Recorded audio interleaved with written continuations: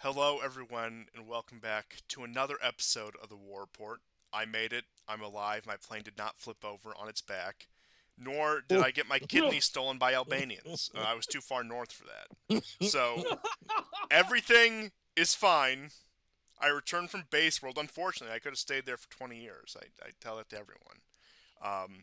But we have business to attend to, so of course, because Oh, we've had a very Did you busy get robbed past. by an Albanian? No, I did not. Actually, I did not encounter any Okay. Albanians. Fortunately, I was like too Well, far. it's Serbia, so of course you're Yeah. not going to. No, no. They're all in London. Yeah, you're right. You are right about that. But Albanian nationalist lives in Tottenham. yeah, just like the Turkish nationalists in Berlin, it's just the way the world works. Uh, Death to the great Satan. Death to Germany. Okay, we're sending you back. No, no, no, put me back in Germany. No. uh, yeah, that's right. Nick Salo. Remember the one tweet I had where it's like, we're going to deport, we're going to remigrate Nick Salo. Oh, you're going to remigrate him back to Croatia? No, we're going to remigrate him back to the suburbs of Hamilton. Oh my God. A fate worse than death. very true. There's your Turbo America. Oh, that's funny. But seeing as we've missed quite a bit in the past, I don't know, I think by the time this gets up, will be 15, 16 days. Uh, he was here before I left. He's now here after I left to cover all our bases. We have the one, the only Geo here to help us catch up on everything we've missed. Baba So, Booey. so without further ado, if you have We any, predicted something on the show. We predicted something. go go on. I know Well, what we'll you're gonna. talk about it later Yeah. because we still have to get into the minutia minute. Okay. Yeah, but I know what you're gonna say. So you can. Yes, we predicted on War Report Live. Nobody else. We predicted the existence of Gaza Lago. That's Ugh. I found out. You know who came up with that? I thought it's actually my brother. sounds Who's like more, your brother. Yeah, yeah, yeah. Because what's Blumpf gonna do? Create another Gaza Largo? Like, oh my god, that video was a stuff. Well, we're not gonna ruin the minutia minute. We'll get into it. We'll Yeah, get yeah. into We will touch on that. But if GSP, the floor is yours in order to update us on the update us on the monumental. total Zigger victory. Yes, yes, the monumental events in Ukraine over the past 2 weeks. oh yeah. So more stuff has happened off the battlefield than on the battlefield. But why don't we begin with the first image? This is in Kursk. So the Russians now have crossed over into the Sumy region and are attempting to cut off one of the supply roads leading into the Kursk region, and particularly Suja. I've outlined it here. I've circled the area that where that has happened, and it's now the Ukrainians have pushed back in the prior weeks, particularly in January, in the lead up to the NATO meeting that took place. But since then, they've slowly began losing territory, and the next is a blow up of where Suja, where the Russians eventually want to go. You can see Suja is outlined in the second image, as well as from the previous image. The Russians captured two villages in this area, but the fighting is slow here. Now the Ukrainians have lost about 60% of the territory that they gained, as I've mentioned on numerous shows back at the end of the summer of 2024. But the other area where the Ukrainians have had success is in Toretsk. Now, the Russians captured Toretsk, I believe, back in December or January, and then they began working on the suburbs of Toretsk. You could consider like all of this is just Toretsk. I mean, they're different towns with different names, but you can look at it as an agglomeration. In any case, this is a fairly substantial urban area, and the Russians don't seem to have enough forces to um, push the Ukrainians out or stop the Ukrainians from creating new incursions into this area. And I said that the Ukrainians may have switched tactics, and that tactic is, instead of going all out in in Kursk, or another summer offensive from 2023, what they're doing now are selected incursions into towns that the Russians have already taken. So they're looking where the Russians are weak, where the numbers are low, where they haven't set up proper defensive positions. It could be any one of these factors, or all of them. And now there's more to gain from this tactic, rather than expending so much men and material by going for a full-on offensive. And if you've seen the videos of the main road leading from Sumy to Sucha, Kursk, it is littered with civilian vehicles and military vehicles of the Ukrainian army that have been destroyed. And, it kind of tends to support the idea that the Russians are happy to attrition the Ukrainians in this area. As you know, the attrition rates are like 7-1 right now, based on the dead bodies that are exchanged. Nonetheless, the Ukrainians have managed to go into central Toretsk and have captured a small block of buildings. The next slide will show you essentially how they did that. So you can see that they captured the waste heap north of the area. So it's this sort of dagger going into the city. Where it terminates in the center of the city is um, where this is taking place. At the bottom of this salient, you can see that. Well, I don't have a blow up of it, but the next slide might be able to show you. They've captured a small block of apartment buildings next door, or across the street rather, to the stadium that the Russians control. Now, this is a different tactic. If the Ukrainians, like, I don't think the Ukrainians believe they can push the Russians out of here, because they might be, not evenly matched, even if Toretsk by the Russians is not strongly defended. The advantage that the Ukrainians have here is that they are on the high ground, not just the waste heap that was captured, but north of the town, that you saw in the earlier photos. um, that's on higher ground than the ground that the Russians occupy. But that waste heap gives the Ukrainians an advantage in being able to look for gaps in the Russian defense. And that's why the Ukrainians were successful in breaching the defenses and going into Toretsk. Now, the salient is not very large. We'll have to see tomorrow what will happen. Um, if the Ukrainians are pushed out, then it's a small loss. If they decide to dump a lot of men into this area, it could become a meat grinder, and this is an area where they will lose. And the reason for it is the Russian use of FABs, because the Russians still have a working air force.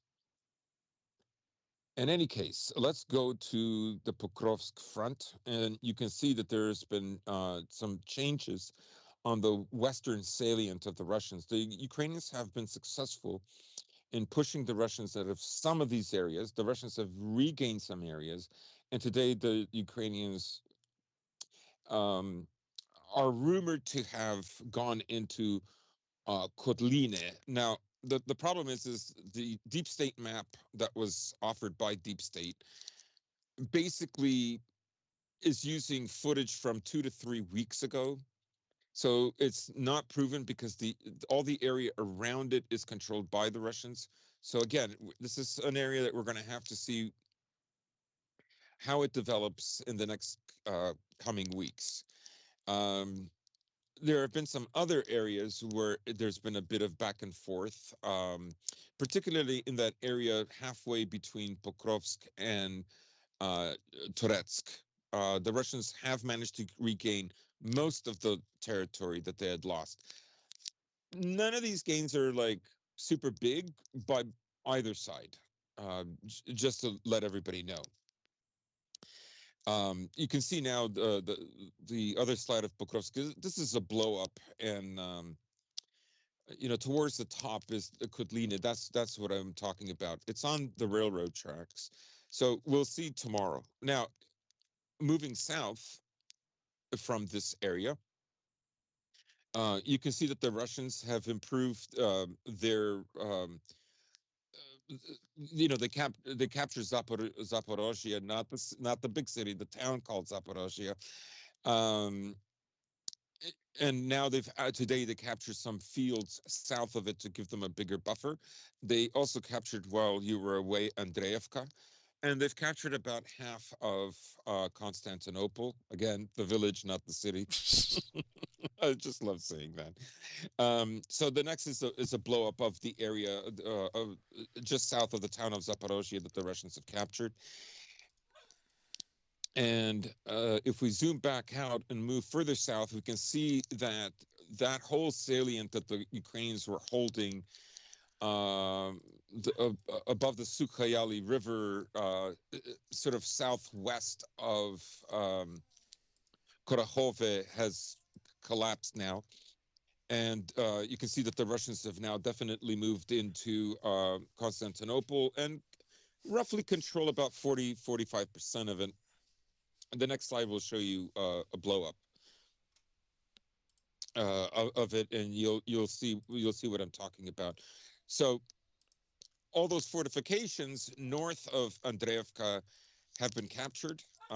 This was very important because they were the best built ones that the Ukrainians managed to make after the fall of Avdiivka last year. It's been just a little over a year, like a year and 1 week since the fall of, or week and 10 days, sorry, a year and 10 days since the fall of Avdiivka. The next slide is the Russians have been now pushing. Of course, we've talked about the Russians pushing north of Kupiansk and going both north and south along the Oskal River. But a day or two ago, the Russians managed to make a gain east of Kupiansk. I've outlined where Kupiansk is. You can see the black outlines where the Russians captured territory a few days ago, and then the red outline is from yesterday. And the next slide will show you roughly where this is in the bigger picture. The slide after is basically showing you just a tip of the gains that the Russians have been making over the course of the last 2 months. And what they're trying to do is work towards Kupiansk from two fronts. So pressure from the east and pressure from the north. And then we come to Velika Novoselovka. You can see where I've outlined it now. Velika Novoselovka was captured a month ago, but you can see the amount of territory now is quite large. Yesterday, the Russians made these gains. They have breached and bypassed the first two defenses, and now are working on the last bit of defenses that the Ukrainians have, as you can see.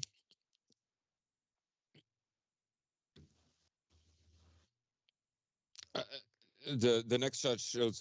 Are you getting these? Because on my Yes. yeah, they are visible. So you see a zoomed out shot here. This gives you an idea. At the bottom, that's where the gains of Velika Novoselovka are. Above that is where the Andreevka front is, and right at the tip, at the very top, is where Pokrovsk is. And I just have some blow up images of the area that the Russians have captured, or rather captured yesterday, north of Velika Novoselivka. and I have an overall map that gives you an idea of where the salients are, where the push is right now that the Russians are working on. I don't know how much territory the Russians captured about 350 square kilometers in January, which is kind of on the low side, given the precedent of the gains that they began making in August, September, November, October, December of 2024. Again, that's probably because there's rotation. Also, the weather is much more difficult in the winter, and the Ukrainians are not. I mean, they've, I think, now resigned themselves to just keeping the grind on Russia as long as possible. There isn't going to be a new Ukrainian offensive. They're not going to retake territory. They're just going to make it costly for the Russians for every town and city they take. And almost rounding things out here, we come to the west end of Zaporozhye. Um, you can see that just east, southeast of Kamyansk, the Russians have made some gains here in the Pyaty area. Remember all the fighting in Pyaty, this village that went back and forth between the Russians and the Ukrainians like 4 or 5 times, and it was like uh, just a bloodbath.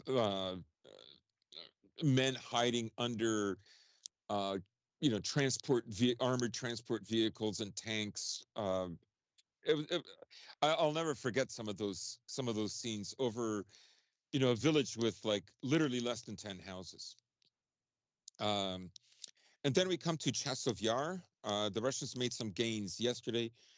South of Chasov Yar, you can see that they increased their control of the forest fields and um, some of the trench networks and outlined in black. And then north of it, they made some more gains yesterday. Chasov Yar is still a difficult place to control for the Russians. It seems like their intention is really to work in the South Donetsk area.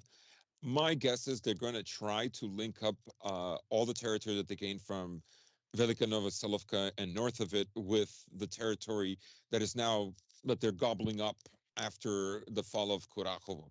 Now, the thing with the Russians is, of course, it takes them a long time to actually take the city. But once they're in the city, actually things speed up. And that's basically because of the Air Force. That's the number one reason. So if you go to the slide, again, I outlined where Konstantinovka is in relation to Chasov Yar. So you can see where that is. And then the next slide is essentially what the Russians will want to do, how they will want to contain Konstantinovka in the overall map. So they'll try to create like this kind of crescent around it. But as you can see, there's still quite a bit of work for them to do. And I would say that's it for the Minutia Minute. Well, Mm. I would agree with your initial assessment before you started that what's happened on the ground pales in comparison to everything that's happened surrounding Yes. Ukraine in the past Yeah. 2 weeks. But I suppose in order to kick that conversation off, I'll hand it over to Well, Gio because I feel like he has quite a bit to say on this. oh yeah, yeah. Before we get to that, about the minutia minute, um, you mentioned the Ukrainians were changing tactics. It seems that really, I wouldn't say from the beginning of the SMO, but rather around like late 2022, early 2023, the Russian battle plan was pretty much set in terms of tactics. They're very reliant on encirclement, on artillery, on combined arms. For example, I remember, I think this was in like 2023, the early 2023, there was an interview with, I think, a Ukrainian sergeant, and he Mm-hmm. said that you basically just have to wait 10 minutes and they'll call artillery if they're really getting pressed. And like without fail, artillery will come about 10 minutes on the Russian side. Right. So how is the Ukrainians? It seems that they keep, not that they fell for it again war, but like they do tend to not perform very well in terms of Russian tactics of encirclement. Now, have whoever like think, people at West Point and eggheads elsewhere in the State Department, have they come up with a plan to counteract that, or is it just that they don't have enough combined arms to actually break through That's these right. defenses? Yeah. Yeah, they don't. The number one thing that is lacking for them is an air force, Yeah. right? They simply now they have you can find videos here and there where they've had a plane that has dropped a bomb, but these are really far and wide in between. This is not common. Um, for instance, even air defense systems. The Ukrainians have lost two S-300s this week, and this week isn't even done yet. Um, that's a pretty big deal because an S-300 air defense system is still a very capable system in Oh yeah. 2025. Oh yeah. And so I would say that the number one thing that forces Ukraine to fight differently is an air force. The other is their combined arms have tech like literally from all over the Western world and areas where, like let's say South Korea, Japan, wherever it's coming from. Um, so this kind of combined arms is not always easy because of it. Um, but I think that the Air Force thing is crucial. Even what's his name, Robke, he's made several posts on Twitter, essentially saying like, there were guys in this building and they were just wiped out because the Russians just dropped a Fab 3000 on them. I remember And they were this. literally encased in concrete, for those who don't know. Like, that's, Yeah, you mentioned that conurbation that they were spreading into next to the arena. The Russians could very easily just rout them if they were to send a bunch of men in there, and just basically imagine like a clogged artery and a diabetic, like that.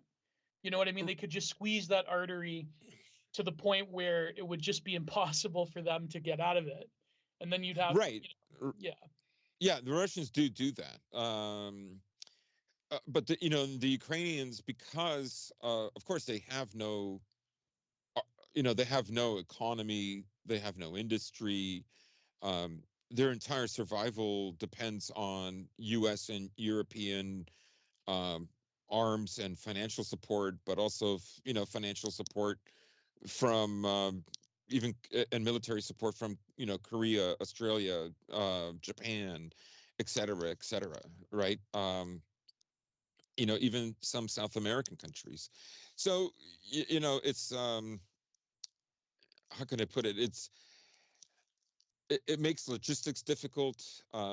It makes a lot of things difficult because all the especially the first 2 years, most of those guys were all trained on Soviet equipment, and some of them Yeah. still prefer it. Probably, some of it is familiarity. Some of it is that it's often more reliable And with and that, and predictable. keep in mind the average soldier in Ukraine, last estimate figure was mid 40s. And if we're talking about a man that age, he probably would have undergone conscript training in the Soviet Union, so that Oh is yeah. his base instinct. So Yeah, it's on that equipment. And for those of you who recall the 2023 offensive, the big sell on that was it was going to be these young Western trained officers with this new Western equipment that's in charge of this offensive to retake Zaporozhye and push all the way to Crimea. And the 2023 counteroffensive was probably the most disastrous move of the war for the Ukrainians. yeah, yeah. Some I of think these in guys in are old enough. hindsight, it was. The amount of men and material that they lost, really, they had one shot to do this. And I think a lot of it was Western expectations, right? Oh yeah. Like, how long are we going to keep funding this war? This is a very expensive war. It's a very taxing war on European nations that have brought in millions of Ukrainians. Uh, Particularly the Europeans, because really the Americans have not brought in that many, and are sort of resistant to it, which is interesting because they're the ones who started this war in the first place. But so I would say that they went for this great offensive. They were talked up, without a proper air force, Zaluzhny was the only one who I think saw through that. Even the Rand Corporation at the end of 2022 in December wrote an article about this is the time that Ukraine should sue for peace, Yeah, I remember right? that. And Yeah. um, and it was either the Strategic for International Studies, the CSIS. Institute for the International Study of War. Yeah, Yeah. Institute for the ISW. No, not that one. That's Oh, that's Ann Applebaum's and oh, Kagan's. It was either Rand or it was CSIS. Both of them are government funded. Both like well, not Rand. I don't know about Rand, but Rand CSIS is is de facto government funded. Rand Corporation has always been like right. a glowy operation. Yeah. Yes, you're right. You're right. And it was Rand in 2019 that gave the strategy to topple Russia, which was extend Russia. That's what it was called, Yeah. extending Russia. And that's what this war was about, to provoke Russia into a war in Ukraine, et cetera, et cetera. So the Ukrainians have fought battles and offensives essentially to impress the West, right? And really in ways that they can't achieve their goals. I thought that Ukraine initially was going to fight a war like the kind that it's fighting right now, which set up meat grinders, make it really difficult and costly for the Russians, et cetera, et cetera. Like the thing that's keeping the Ukrainians going, you asked earlier, Gio, Yeah. is they have just thousands of drone operators. Yeah. Like Yeah. drones really have revolutionized war in the same way that airplanes revolutionized war, tanks revolutionized war, horses revolutionized wars, The musket. the musket. Yeah, you could go on and on. The drone is a very, very serious and cost effective weapon, and really until jamming systems improve, they're going to continue to see success. Now they don't always work, right? The jamming systems, generally the Russians have more success with it than the Ukrainians did, but not in the first 2 years. The Russians were No. really only playing catch up, and they didn't really catch up to the Ukrainians until, like, I would say mid to late 2023. With the help of Iran, especially, that was another big thing. Yeah, Yeah. the Garans and all that, but the Lancet is what the Russians use for medium distant strikes with drones. Basically, it just damaged their equipment, which is okay. I mean, you would like to see it destroyed, but if you can decommission a piece of artillery that's firing 155 millimeter shells, right, even for 2, 3, 4 weeks, that's great, right? Because that alleviates pressure on your troops. No, yeah, of course. There was I remember there was like a lot of stupidity at the beginning of the war that I think 2024 revealed to be not like basically propaganda. I remember there was this video by some fucking Britpopper video essayist YouTuber who actually otherwise does have good videos. What's his name? Ordinary Things. I think I mentioned this on the show at the time. Mm. He had this video about drones in the history of drones, but he said the way he made it sound like the Russians don't have the will to fight their own wars, so they're like relying on drones and they don't want to sacrifice their men. It's like basically like the despot imperial power that's exhausted type of deal, right? But it's like not the That's case anymore. Yeah, yeah. I mean I mean that's a cope. Both sides understand the value of drones. They know what like a $2,000-3,000 drone can yeah. do to a 50,000, to $100,000 vehicle or $1 million vehicle, et cetera, et cetera. Both sides fully know this. Anybody's going to fight a future war is going to be using drones. This sets the precedent. Yeah. And also what came up lately, but yeah, about battlefield tactics, uh, it seems that there is a very, I think the Russians, their strategy after 3 years of fighting, they seem to realize now that attrition is probably their best bet. Yeah. That, especially with Trump in power, that the Ukrainians are going to have exceeding difficulties of getting resupplied. But there's this thread I wanted to read. I'll read it later because it was just absolutely insane. Cope, literally like fucking Marvel comic book logic about Europe versus America. Europe stepping up, Europe's stepped up. So I'll read it after. But when it comes to tactics, there was recently a video. Some people said it was staged. I sent it to you, GSP. Some people were saying that instead of people thinking that war is like Call of Duty, war is actually like the Ukrainian war is actually like the game DayZ, where you have these obvious mercenaries who they sound very young. They don't even sound like they're Iraq war veterans. They sound like Yeah. almost in their, let's say, early 20s. That they're saying, "Oh shit, it's a trap," and then the Russians gun him down, and you see his like hand on the GoPro. It almost did look like a movie. It did look like a video game sequence. Yeah. But Yeah. the point of this thread was that Russians apparently, and they were interviewing an officer who, I gotta admit, he kind of did look Asiatic. Um, he said that essentially that their orders were to quote unquote liquidate, or what was the term that they used?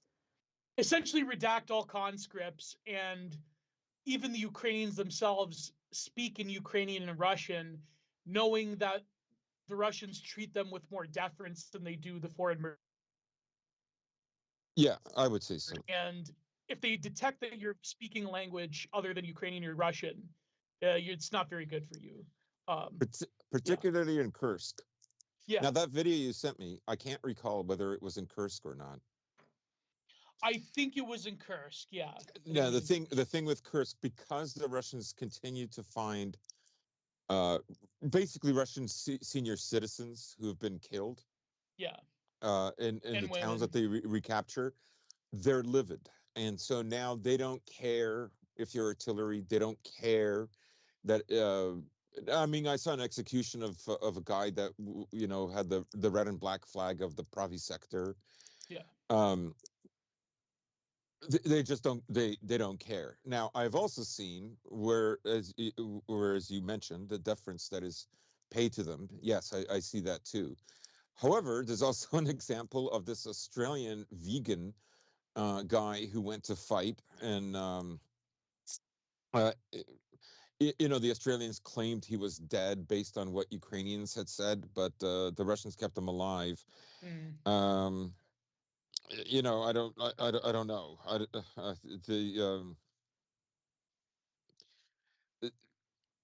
Yeah. I think it's probably an individual basis in terms of It each could be. unit. Yeah. Yeah. Which commander? Which unit encounters what other unit? Yeah. Which, I mean, to be fair though, I think not just the Russians, but if there's a war and there's clearly foreign mercenaries, I don't to be honest with you, I don't expect any army to treat them with any deference relative to the actual combatant that they're fighting or they declared war on. You're you know right. what I mean? I don't really expect, you know what I mean? It's so obvious that these foreign mercenaries are not in it for, I mean, some of them are delusional enough, like that vegan guy, or Yeah. Reddit battalions. But in terms of, or then you have the other side, which you have more pro-Ukrainian white nationalists that go there because they think the Russians are orcs, which is very funny. What's something I observed, I wanted to rant about a little bit.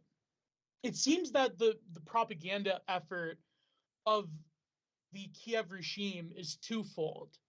I mean, it seems obvious. I'm not making some, groundbreaking hot take truth, but it seems that when it comes to the far right, or at least the ones that are sympathetic to Ukraine, their propaganda is oh, actually, we're the real white people.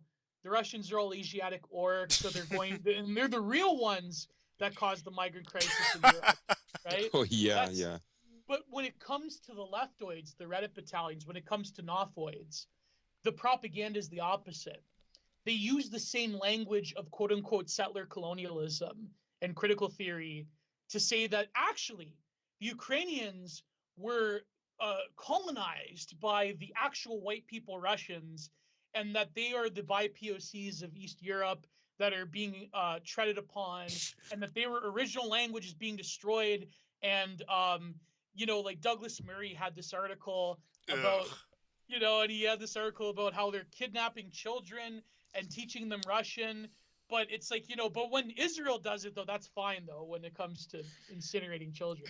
And then But there's the twofold schizophrenia about that, where they yeah, prop up all the so-called Asiatics Russia uses against the Ukrainians, supposedly, where independence for Chechnya, independence for the Tuvans, or just any minority ethnic group in Russia, they say, that have been downtrodden. And then you get that, yeah, once again, that confluence of schizo right, schizo left, and I mean that like not like the people who listen to this. They're the real schizos. Don't let them fool you. But yeah, with that, where you have these just Ukrainians who are part of Azov or sympathetic with Azov or fly the Bandera flag, standing up for the ethnic rights of Muslim Chechens and talking about how the Russians have tried to genocide them, where it becomes so incoherent. And they've been doing this since before this war started. Mind you, some of the earliest Chechen separatist activities involved these hardline Ukrainian nationalists. oh So yeah, it's nothing new, and it does lead to a level of schizophrenia where you have these. I can't believe they still exist. These NAFO types where they'll name themselves after Bandera and they say Russia's a fascist terrorist state. yeah, yeah. No, because it's a multi-front propaganda war. It's Yeah. multi-front psyop. Yeah, yeah. Where like both the far left and far right can get involved in hitting Russia from different angles, and like they're like, okay, well, if the post-colonial theory isn't going to work with the far right, then maybe we'll say no. Actually, it's not that they're like these BIPOCs, wholesome Chungus, whatever. It's actually the Ukrainians are real white people, even though like the genetic similitude between White Russians and Ukrainians is like incredibly close, if not the same. And that was another point about Douglas Murray saying that they're a completely different ethnicity with a completely different language Oh, with a completely baloney. different history. Like fuck off. Like we all know. Like first of all, as a neocon, I'm not. You know what? I'm not even going to mention Douglas Murray because then I'm going to say things that I'm probably going to regret. So like it's insanity. Okay, you can say that, especially after the war, when it comes to Western Ukraine, there is obviously going to be a distinction, at least maybe not an ethnogenesis. Well, I don't know if the globalists want their way with them, but at least a cultural genesis that you can say, okay, the war has made this clear. But when it comes to the regions in the East and in the South, things are way more murkier than a lot of like people in the West are like willing to admit. Well, like I said, I think last year, uh, Constantine and I were doing a show, and I was talking about genetics, and Mm, you know, Poles, Russians, Belarusians are, well, you can throw Ukrainians in there. Poles are actually more closely genetically related to Eastern Slavs than they are to Czechs, mm-hmm.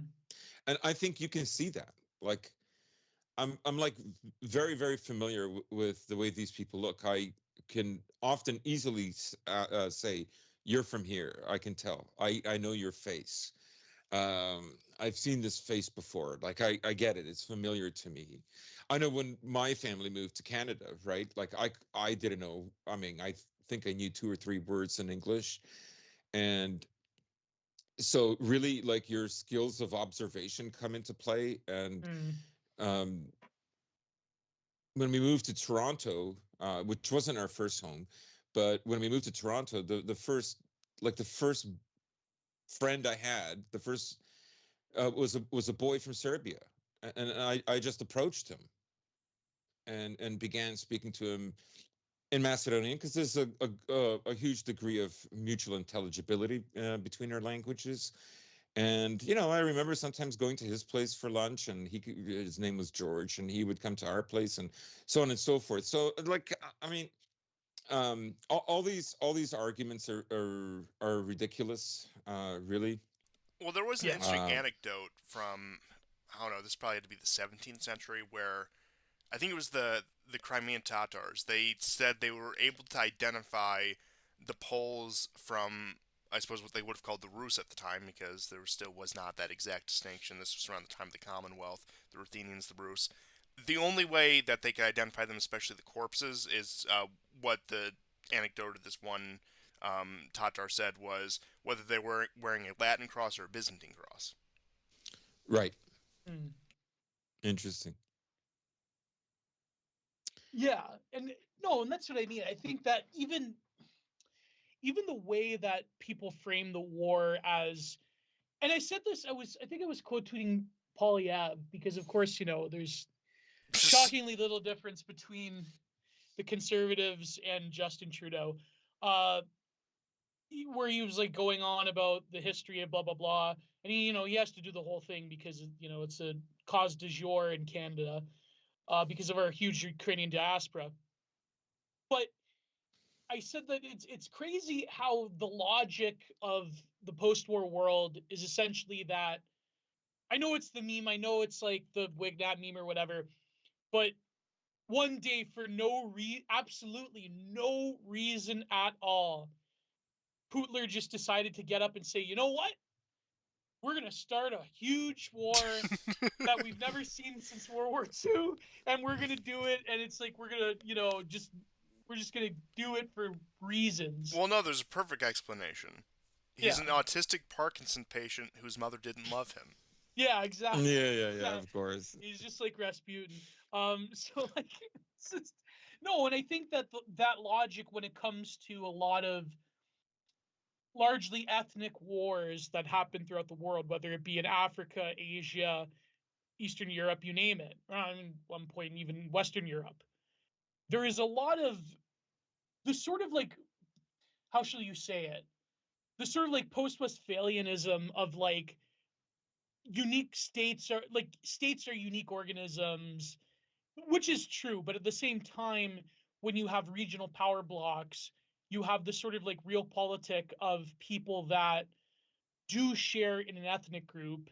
And that was another thing that Douglas Murray said. He's like, well, Putin claims that they're like of one people, that they share the same ethnicity, but to him that's bullshit. But that's not true, because if you look at the history of both nations or both federations, they're not only were they commingled, not only were they sort of like a rounding error of the collapse of the Soviet Union, but you have a people that are entangled in mutual conflict. But it doesn't really, it doesn't, how shall I say it's alien to the conception of war that largely Anglo and Germanic people have when it comes to ideology. Or I shouldn't even say Anglo or Germanic. I'm saying like uniquely mid-century post-World War II, our conception of millenarian ideologically driven warfare that is fought over nation states. Whereas when you have intra-ethnic conflict, these sort of like talks of territorial sovereignty and borders, they get very murky very fast. And I think the Western propaganda arms in Western Europe, in North America, in Britain especially, I mean, the British are probably the worst and most insane offenders of this in the British media. Not British, I mean the British media. Then all of these lines get so blurred and so propagandized that you're trying to fit like a round peg in a square hole. And it's just not going to work. And I think like the problem is that it sounds very convincing to the average normie that's reading either the Guardian or the Telegram. Funny how they both sound exactly the same when it comes to this war. That it's very easy to convince them of a lot of these platitudes. And not to say like, okay, I'm not justifying everything Russia does in Ukraine, but there is something to be said about it sort of defying the parameters of what we know as the sort of mid 20th century millenarian, post Westphalian conception of what warfare is among nation states. It's different. And I think like people that are using this line about territorial integrity and sovereign borders, even though Douglas Murray doesn't believe in sovereign borders for the UK, for Britain, of course, but that's a different matter. But it's just it's a very, the propaganda, and I think it's starting to wear down as I think they're going to get desperate as they realize that it's perhaps coming to a close.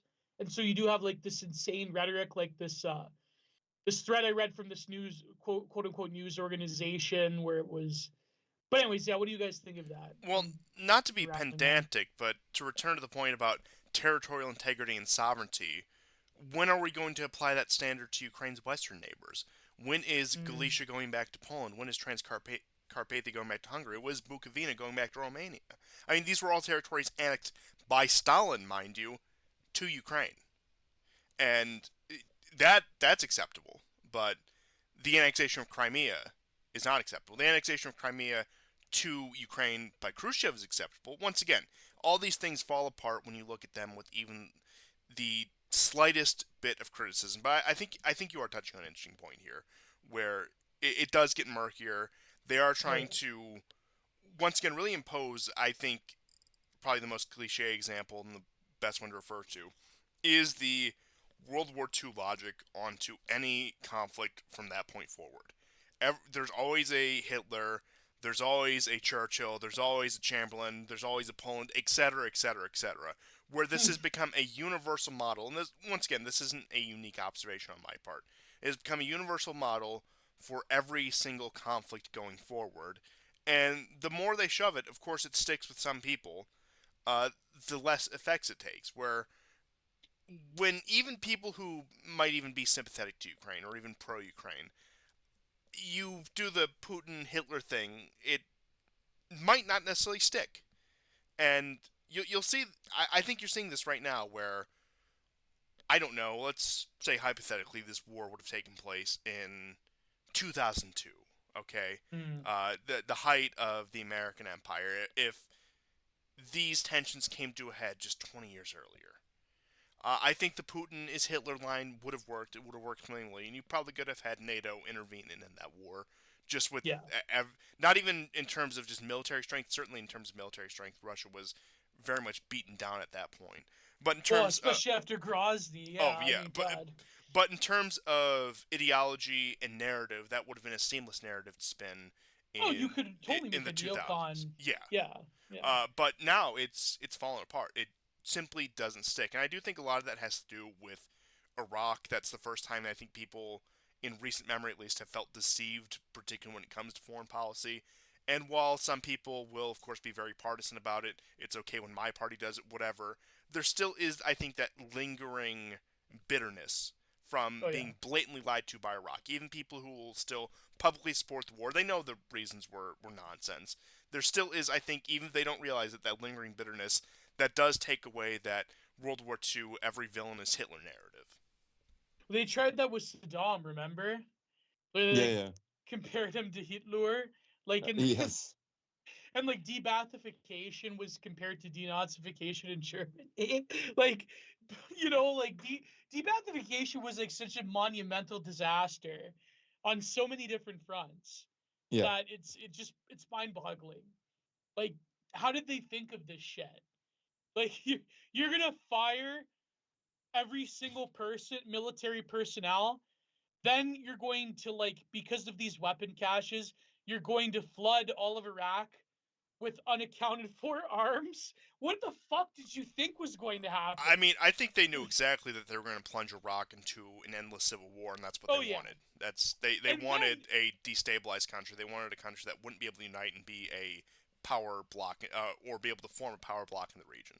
Exactly. And then to top it all off, you go against Pataki's plan to do what they did in Bosnia, which was the Bosnian model where you had one soldier for every 50 civilian population, right? Which would be, I think, at the height of the surge, would be, maybe 500,000 American troops. Yeah, this is the proposal for the coalition. Yeah, exactly. So Rumsfeld said, "Oh, that's bullshit. We're just gonna run this thing like a corporation, and we're gonna get Eric Prince in there, and we're gonna only have 100,000 American troops, and and we're putting them in a literal hornet's nest." It's like, what the fuck did you think was gonna happen? And that's, by the way, to this day, it took years for the White House and for the Pentagon to release the official initiatory casualty Oh. numbers on the American side, by the way. Oh, really? Yeah, it took years for them to come out with the truth Mm-hmm. because you're sending them into like a hornet's nest, and you're not giving them the personnel that they require, and debathification had incredible political ramifications throughout the region. But I guess now that Syria is going to be carved up into 3 different regions, I guess that point's mute now. That Baathism is no more. It's very it's I guess they won. They just had to wait. They just had to fund the they just had to fund enough Islamists to like go after them. I guess fuck. But to tie this back around to the issue in Ukraine, I want to point out that when these Western think tanks and even the Pentagon, when they were modeling what this war in Ukraine would look like before it broke out, right before it broke out in the early days, they used the Gulf War, the first Gulf War, as their model. They transposed the military capabilities of Saddam Hussein's Iraq in 1990 onto 2022 Russia, and that is where they got a lot of the initial information for how they wargamed a lot. And I'm not making this up. You can go back and look at this. This was the model at which they approached it. And I mean, to return to the question, Crimean Bridge is going to be the new highway of death. to return to the question of narrative, once again, I think that the big point there is the fact that even people who support Iraq, even they will never admit it, even they don't realize it, once again realize it was a blatant lie. There's no way around it at this point, and that everything the State Department, the Pentagon says going forward needs to be taken with a massive grain of salt. And then you add on top of that Libya, you add on top of that Syria, all the regime change attempts in Iran, all the attempts to start war with Iran, and then you impose that on, once again, probably the country that could do the most damage to the United States just in terms of our nuclear arsenal. You impose that on Russia, sure, while a lot of people on the surface and even consciously might think, oh yeah, this is, we're going to go and defeat the evil empire. I think a lot of them subconsciously understand that this is ridiculous and that this is a disaster in the making. So You mean to tell me that Russian soldiers aren't the same as Arabs? Mind blowing. see, they're both incompetent and use meat wave tactics, unlike modern Western militaries. And see that it's because it's technology your way out of every. You see, it's because of democracy. The soldiers are competent, whereas like authoritarians, they've never won a war in the history of the world. Top-down systems have never. Remember, they're ontologically evil. You're right. They are ontologically evil. Just like how I suppose the people who this is direct to will know what I'm talking about. You will never be an ontological woman. You mean to tell me that God setting Russia to legacy hard mode throughout all of its existence would create battle-hardened soldiers? I didn't know that one. You don't even have to read history books. Just watch Star Wars, dummy. There was a tweet where he's like, "Have you ever watched Star Wars?" It was like some low B like irony. You ever watch Star Wars, bro? That's what the political left wants. If it wasn't for you chuds. Wait, hold on. You mentioned it. I gotta find it. I had to find that cursed NATO tweet. Hold on. Let me. Oh yeah. Oh my god. Yeah. The first year, especially of this war, was so cringe. Oh my god. So much neoliberal kitsch propaganda posters went up. But I will say, just briefly. Oh, I found it. Go ahead. Ukraine is hosting one of the great epics of the century. We are Harry Potter and William Wallace. We are the Na'vi and Han Solo. We are escaping Shawshank and blowing up the Death Star. By the Death Star, they mean the Nord Stream pipeline, by the way. We are fighting the Harkonnens and challenging Thanos. Yeah, Putin is Thanos snapping his fingers. Yeah, you know what? I applaud Harry Potter for blowing up Nord Stream. It's the most logical explanation. But it's not Harry Potter. It's not Daniel Radcliffe and Harry Potter. It was Daniel Radcliffe and Imperium. That movie was so stupid. Like the fucking name of the book, the name of the title of the movie is Imperium, but then they had their like sort of like Wignat like book sale in the film, but like they didn't have a copy of Francis Parker Yockey's Imperium. Like what the fuck? Like some Wow. continuity officer should have like. The Believer was a way more convincing movie if you want to like do like Nazi exploitation. But Yeah, yeah, yeah. I yeah, would agree with you on that. I'm not gonna You know, you, decide. you brought up you brought up Eric Prince. He did an interview recently, and he Yeah. basically is, encouraging Trump to end the war, and Mhm. he essentially challenged, some of the lies out there. Um, I'll read you just a short paragraph.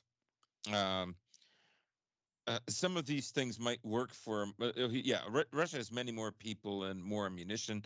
The defense industry in Western Europe and the United States is facing problems of underdevelopment and high production costs, which limits its effectiveness.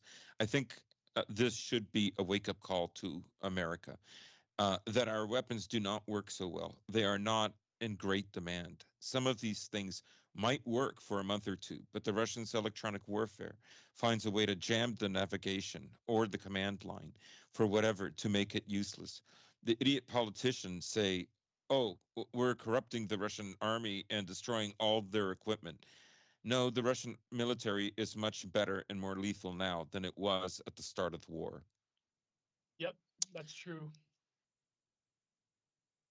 So, I mean, that's something to keep in mind. But I was wondering if you guys wanted to talk now about what isn't happening on the front line, but what is happening on the front line of negotiations and possible settlements Oh yeah, and there's Oh yeah. I have plenty to say, especially considering the fact that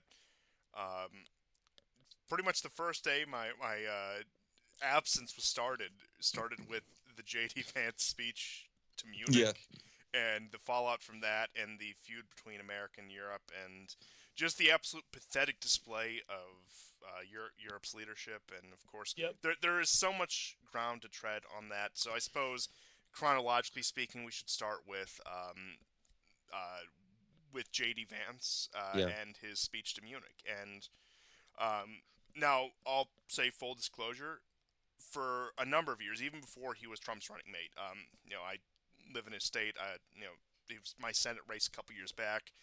I've always had very mixed feelings about him. I've always thought Yeah. very, very intelligent, very well spoken man, a lot of interesting things to say. But I've always had an air of distrust around him. hmm And this speech is no different, but I think he made some good points overall. I'm going to give credit where credit is due. Where this is, I'm sure, old news to all of you at this point, eviscerated the European leadership, went on and on. Particularly the point that stuck out to me is he criticized them over the Romanian elections, and you see today, well, at least the day we're recording, Georgescu was arrested on what can only be described as the most absurd charges. But with that going forward, it did, I think, in what you're seeing right now with the dynamic between the U.S. and the European Union right now, leave a very bitter taste in Europe's mouth. Now, Vance's speech came from two different angles where he both criticized the Europeans for being vassals while, in a way, almost reinforcing their vassalage. Once again, I mean, it's the most you could expect of an American politician. I'll put it that way. Oh But yeah. I do think it struck a nerve with the Europeans where they did realize that. Well, of course they knew it, but they are forced to confront the fact that they are not a sovereign entity, that they are beholden to a greater power, and that particularly the war in Ukraine at this point is the main thing keeping them as the primary focus of the empire. That if not for Ukraine, this is going to be Europe's going to fall to the wayside. And I think what we're There will be seeing a massive pivot to Asia, I think. absolutely, and I think what we're seeing right now, particularly with U.S. policy towards it, I'll elaborate on this later.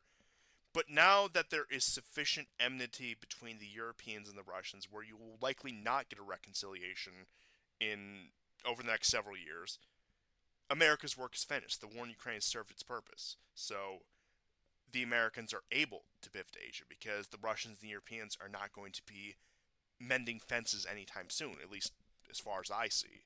And it, that gives the Americans the perfect excuse to leave the continent. But so long as the war in Ukraine rages, the more relevant people like Macron and now the outgoing Schultz, who is probably going to be replaced by Merz, is going to be, of course, our favorite Keir Starmer, especially trying to Ugh. really take up that role and trying to be uh, play the role of America's eyes and ears in Europe as the Brits have done since the end of World War II. As, I mean, to the point where we've seen the things he's been trying to do, his 100-year deal with Ukraine, all this nonsense. But there has been, at the quote-unquote losers table, because of course they met in Paris as uh, ground was being broken on American-Russian negotiations, uh, they are pulling out all stops in order to keep this conflict relevant, in order to keep the quote unquote defeat of Russia at the top of the agenda for the American empire. And Trump, very much to his credit, and like I said, I know there are ulterior motives behind this. I know that what comes out of this, what comes next, might not be any better. I am saying that with full understanding of all of this. But Trump so far has more or less told them to pound sand. Yeah. Yeah, as long as you don't criticize Israel and Jewish interests, bros, Yeah. just stop being. I mean, Vance is literally just saying, just if you cool it with the not that they were being anti-Semitic, but if you cool it with the anti-Semitism, everything will be fine. That's essentially his speech. But I mean, that's an oversimplification. Really, like, I think there's two things to point out about that speech that highlight the rift on an ideological level, right? One is obviously Trump is putting the woke away, right? You Mhm. look at all the major companies, IBM, Morgan Stanley Chase. I mean, they're too numerous. They're Look at the all, organs of the state, for that matter. yeah, like Did you see the they're Rufo NSA chat logs with like the piss fairs?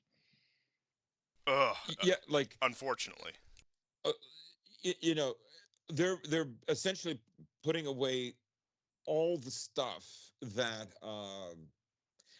what was part of the culture war, right? And what you get left over is kind of like what Europe is still attached to, and that is the World War II narrative. Now, America is still deeply attached to the World War II Oh yeah. narrative, right? So that isn't going to. I don't think that's going to go away. But obviously, there could be an erosion of it, right? So they're going to. So a lot of talk about free speech. Of course, we all know all free speech is limited. Uh, Essentially, what he's asking them to do is for right wing populists to rise through the ranks in the political system of various European countries and change the nature of Europe. That's really what he's saying, and you can tell.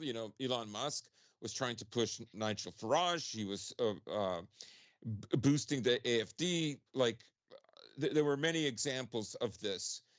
Um, so this is a real effort, right? But Europe is still very much attached to the World War II narrative, the boomer narrative, right? Mm-hmm. They're not letting go of that. Now, it may not be because the elites are deeply attached to it, but it is the only narrative that they've got. And I Well, think, especially Germany. right, but no one is more hysterically in favor of this war than the British. I mean, No. we saw when the Americans left Afghanistan, after 20 years, unable to change the calculus there. The British lost their minds, and I thought it was such an aberration. Like, what is wrong with these people? And you can see that their fear is that across this great Eurasian plain, that the western end of it will eventually be dominated, and they understand that without America, that can't that will probably happen. Um, Now, I don't know what America, America would probably want to provoke a war with China that it will not fight directly. It will want, like, kind of like Ukraine, it'll want other people to fight its wars. So it could be Taiwan, it could be Taiwan with the help of Japan, et cetera, et cetera. So I would say the first thing to think about is as I said, that, or as AA calls it, the boomer truth, the World War II narrative. But the other thing, I think that's also worth considering, for JD Vance's speech.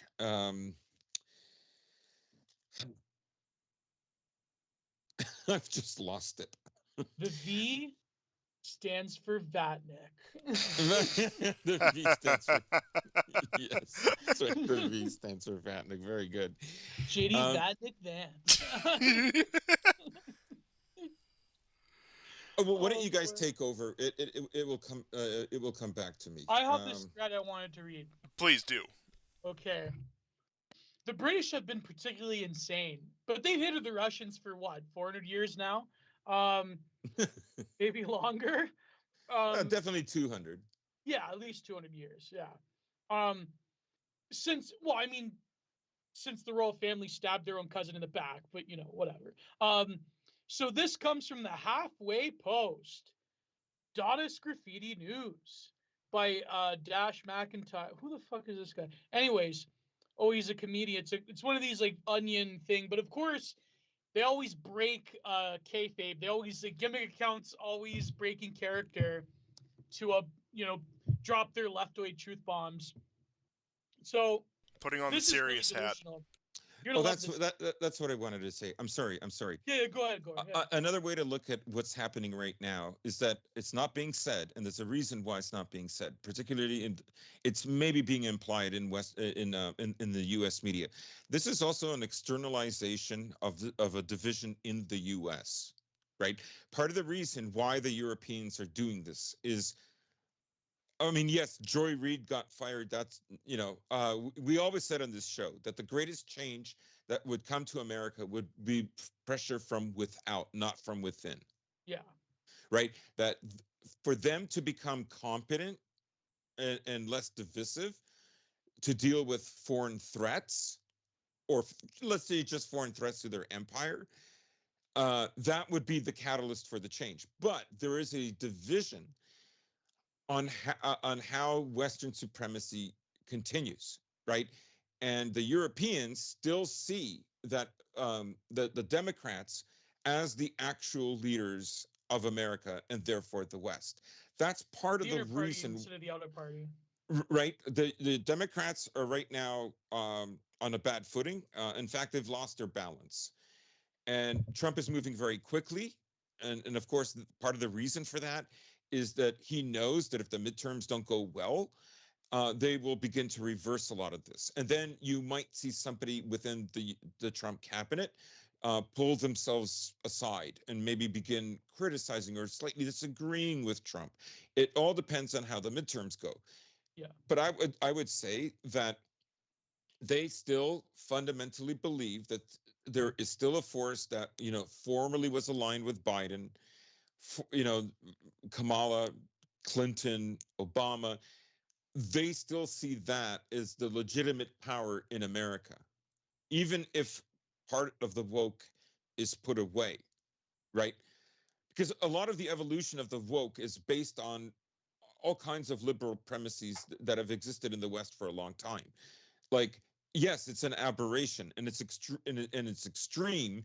And, as we find out, like, it was just the elites who were pumping money into this, but they made it a moral crusade for which a lot of the people who were against the woke often didn't have good arguments, because it is like themselves. They are both entrenched in this kind of, let's say, liberal tradition of which, yes. Okay.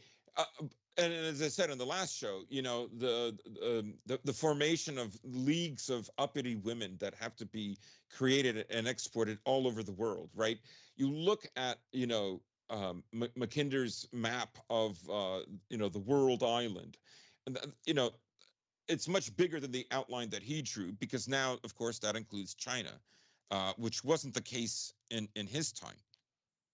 I'm gonna send you the the photo, Constantine. Okay. Okay. Now, of course, this orange blob is a little bigger now than it was then. Primarily because, of course, they're working with China. Now, just try to like, there's no military, and certainly not even America's military, no matter how deadly and sophisticated it is, can hold this area, right? And the presumption is that anybody who controls the world island controls the world. That was Mackinder's calculus, his geopolitical calculus, if you will. Yeah.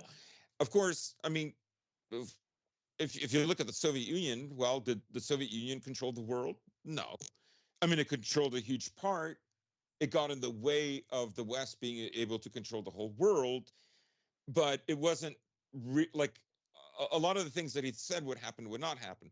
And the woke was really there. And I said it on the show long before the SMO, even before um, COVID, that the whole point of the woke is to like literally corrupt all these other countries, right? Yeah.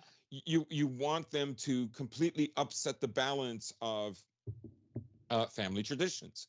Who should inheritance go to, right? Because inheritance creates in children basically certain expectations. If you come from a country where all the kids get inheritance, right? And they're definitely going to get it, and it's going to be split evenly, regardless of whether they're a boy or a girl. There's a kind of expectation of equality, right?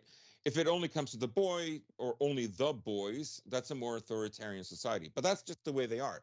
That's how they survive, right? The whole point was to export this most extreme example of liberalism because a military cannot do it, right? And now with this apparatus being closed down, Trump took away the rainbow flags. Prior to him, even when he was president in his first term, that didn't happen. Yeah. And of course, with Biden, there were only a few countries that would just dare the Americans and not allow rainbow flags. Like Saudi Arabia, for instance. So yeah. So the other thing to keep in mind after Vance's speech is what I've just outlined now. You do have to think about that. Well, what we're seeing is it's almost like a return to the early 2000s in the sense of I did a whole episode on this. But it's very similar, and I do love this term. I am trying to bring it back to life, but it does have a lot of problems because the people that created it, they weren't exactly paleocons. They were more along the neocon bed.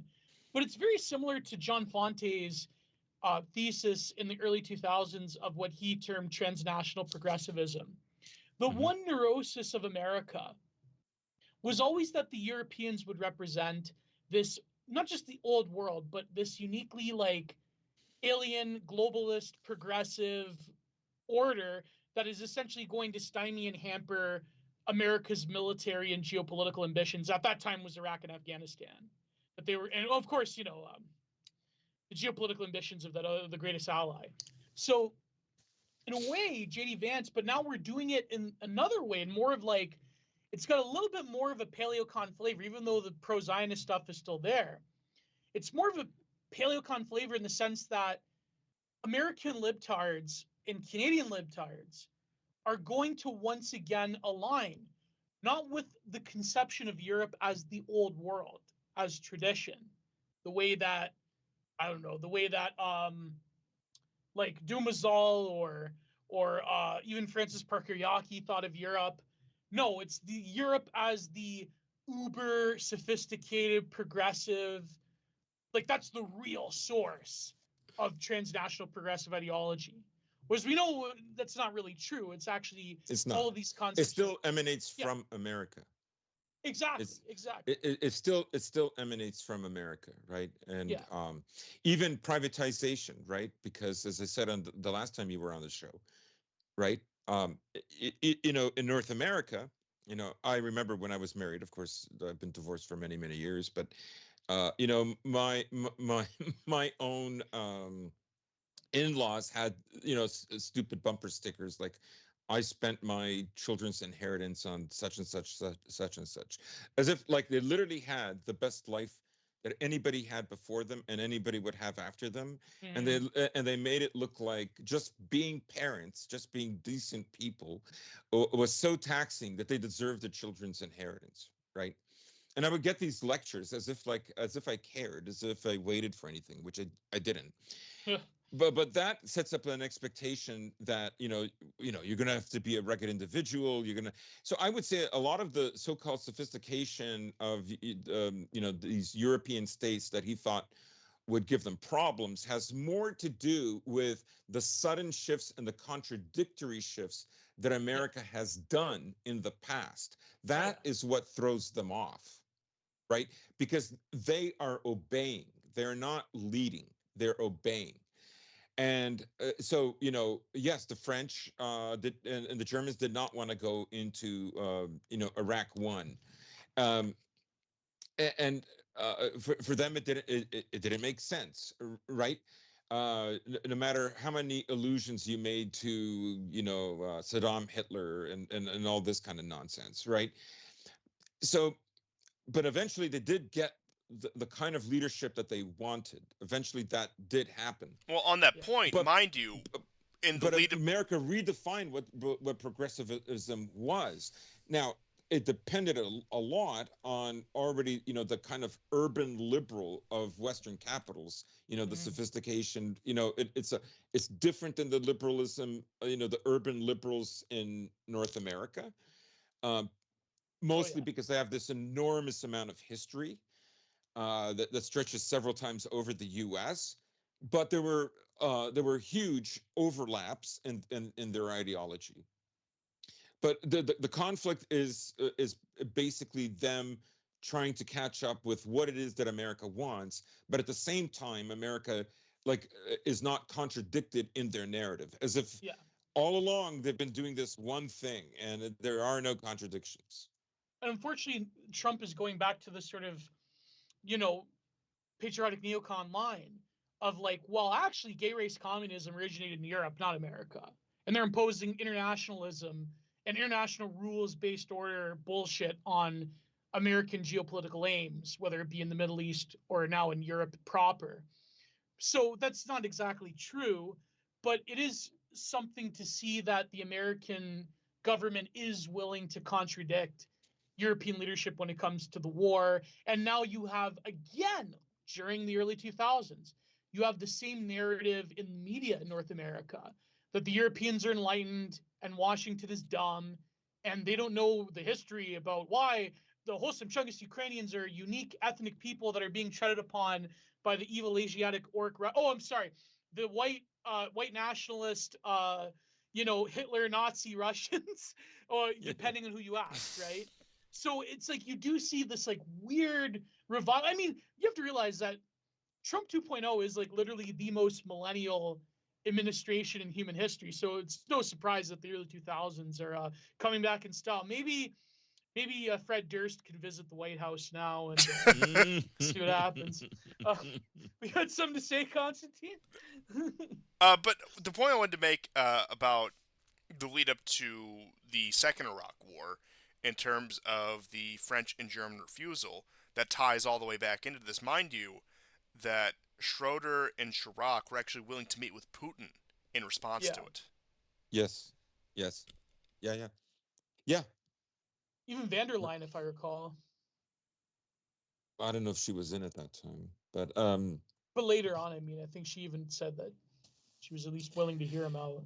right, and that was a different time, and I would say also the division is not all ideological. I mean, I think what the Europeans want, and again, this goes back to, well, not what Vance said, but what Hexeth said.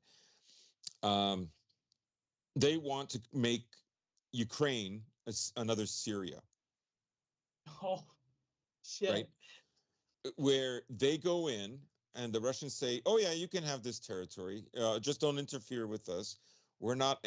We never said we wanted all of Ukraine. We want these Russian-speaking areas because for 8 years you wouldn't do it, and so forth and so on." And well, I mean, Anybody that bombing listens to the show Donetsk, knows the reasons for this conflict, anyways. Um, I think there's also a strategy, and it's going to be very interesting to see what happens because tomorrow, of course, Starmer is going to be visiting Trump, and then the following day, Zelensky. And this is after yesterday, Macron was visiting, right? But Hegseth, I think, completely deflated them when he said there's not going to be an Article 5. We're not going to send American troops, right?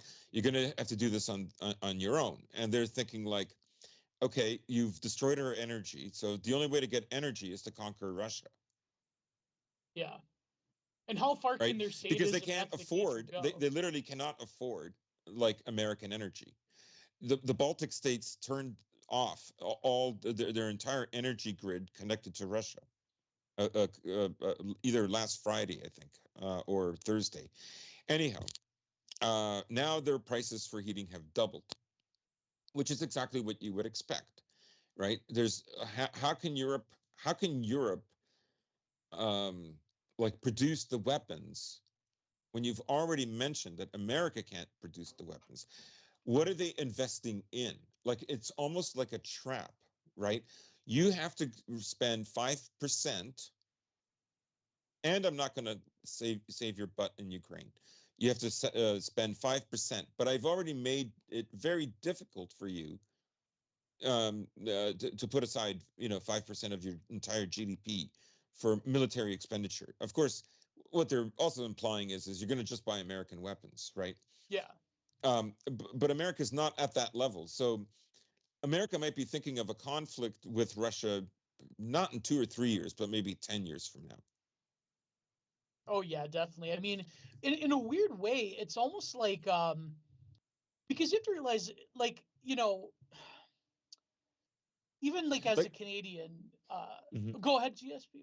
I was just going to say, I think what the Europeans want to stay the course because they think that's faster. Yeah. They just see what Trump is suggesting as a risk, right? What if the next 10 years don't go that well, right? What then? So, anyways, go on, Gio. Sorry to interrupt. No problem. Do you remember it was in 2012? It was after the housing crash in America, which, I mean, as much as I do not like Stephen Harper, he did kind of save her ass when it came to Canada. To only have Justin Trudeau kick the can down the road, whatever. But do you remember when there was talks of austerity in Europe? For example, this is why the Greeks elected Syriza. Yep. Another recession could easily happen in Europe. It's inevitable, in fact. Yeah. So you have to, like, as a Canadian even, but being like subject to, like, when I was a teenager, when I was in high school, being subject to like a lot of like normie conservative media that then would later bleed into the conspiracy movement. And, Alex Jones was at the head of it. Not that I'm very happy at the current state of Alex Jones, but whatever, right? I remember this, and it goes back to like the sort of like uniquely American conservative conception of Europe being the sort of power center of globalism. Now, Alex Jones, this was like way back in like, I want to say like 2011, when Europe was going through this crisis. Even before that, I think even like back like in 2008, he was saying this, where he said that Europe was going to create an EU army. Yes. And that they're going to create basically a Reichstag fire or a Gulf of Tonkin incident in America that would then justify external UN and EU military occupation of America because you have, get the chuds or some shit like that. Like it's so ridiculous. Yeah, yeah. I mean, these narratives are very important, right? It's very important for Americans to believe that Europe is this puppet master and it's playing them like the city of London.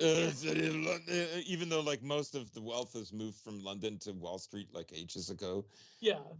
Like Like, Summer's also fighting for the remnants of the city of London too. oh yeah, Like that's definitely. there is a real division in the West. Like something very serious has happened, or an acknowledgement for the first time of something serious has happened. They haven't, and it probably never will be translated into English, but Emmanuel Todd's book, The Defeat of the West, he penned that in September 2023, essentially after the failure of the Ukrainian summer offensive.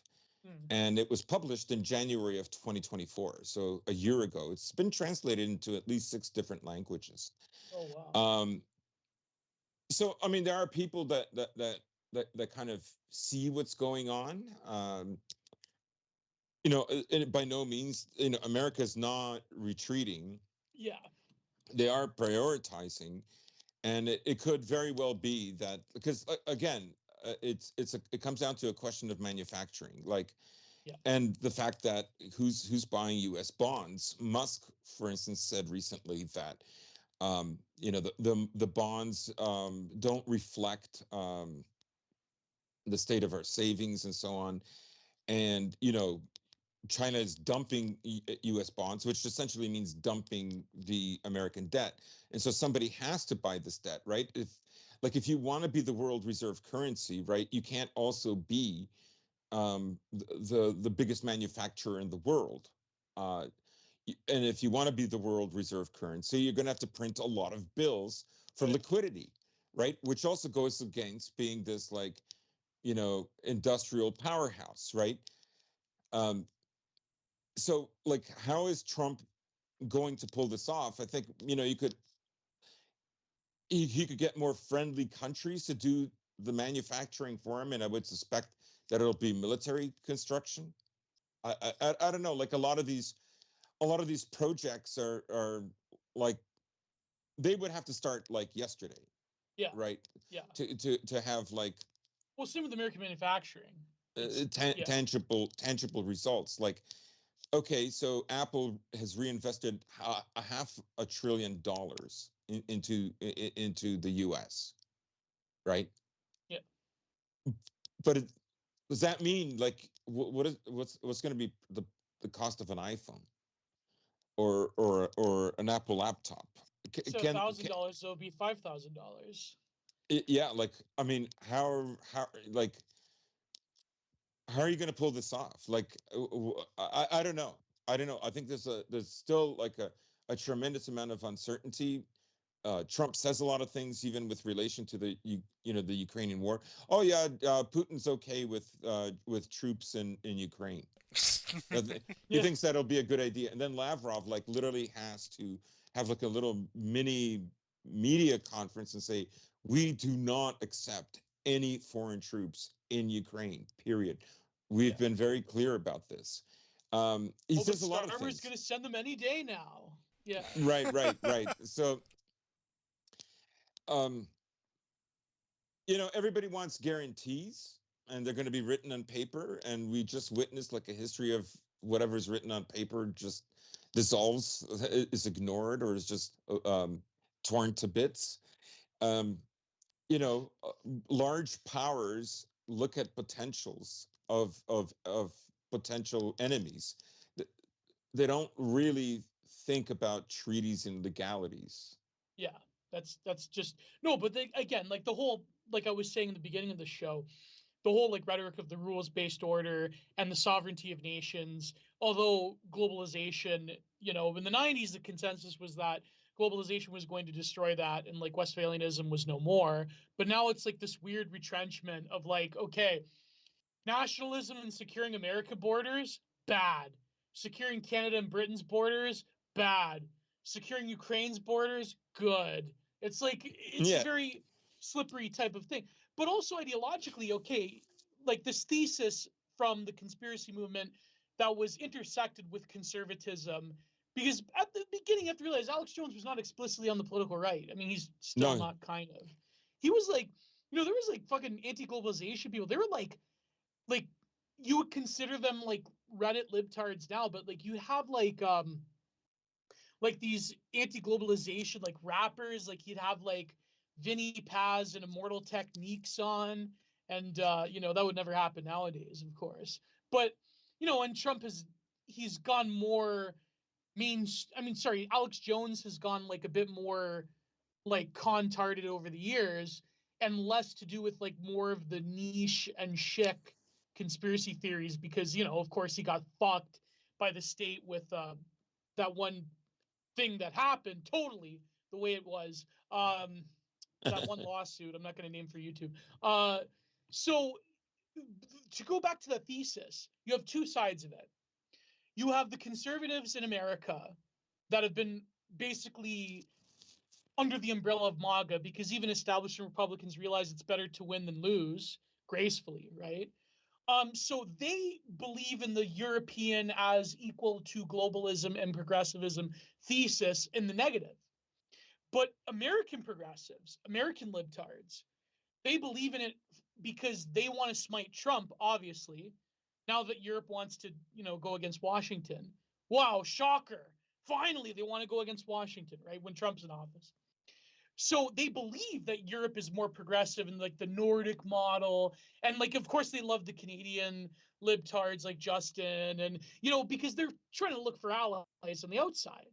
You know what I mean? But whereas like in the right wing in America, or rather not really the right wing, but you could say like the conservative to right wing in America, they still hold on to that John Fonte thesis of Europe being this like unique haven of gay race communism. So it's like this very niche ideological war that's going on, where like both sides are signal boosting either the affirmative or the negative. And so I think it's very interesting. So you guys have anything to say about that before I read this thread? No, go ahead. I'd love to Yeah, I'd go love to ahead. hear what Yeah. what this says. So this fucking comedian, his name is let me find it. It's in my bookmarks. It's in my goon marks. Here we go. Under the core report bookmarks folder, the halfway post. It's run by this comedian Dash McIntyre, and it has this viral thread, but the likes are probably botted, so whatever. 150,000 likes. That's Organic. that's really believable. In all the comments, and you can tell there's a formula to tell whether like spotting is going on Twitter from like libtards like that Evan Loves War piece of shit, because all of the comments are negative. There's very few comments and quote tweets relative to the thousands of likes. And if you look at the likes, if you look who likes it, it's always like, obvious bots. So, but anyways, this is from the halfway post. Breaking, in bold letters, breaking. Donald Trump is reportedly furious because his latest threat to leave NATO has backfired. This is where it gets good. Has backfired as European leaders are promising to replace the U.S. and NATO with Ukraine. And this is the best. This is about start curb stomping Russia altogether and make Trump utterly irrelevant in all negotiations. And then I had a friend, actually, someone who follows me, that quote tweeted this, was saying, with what fucking army, right? The Zelensky and this is beautiful. This is such a bullshit propaganda tactic by Zelensky, trying to appease, like, trying to appear like, I'm such a wholesome, chungus, nice guy that I'm willing to sacrifice my own position for the greater good. But really, it's just basically to goad Russia. It's not real.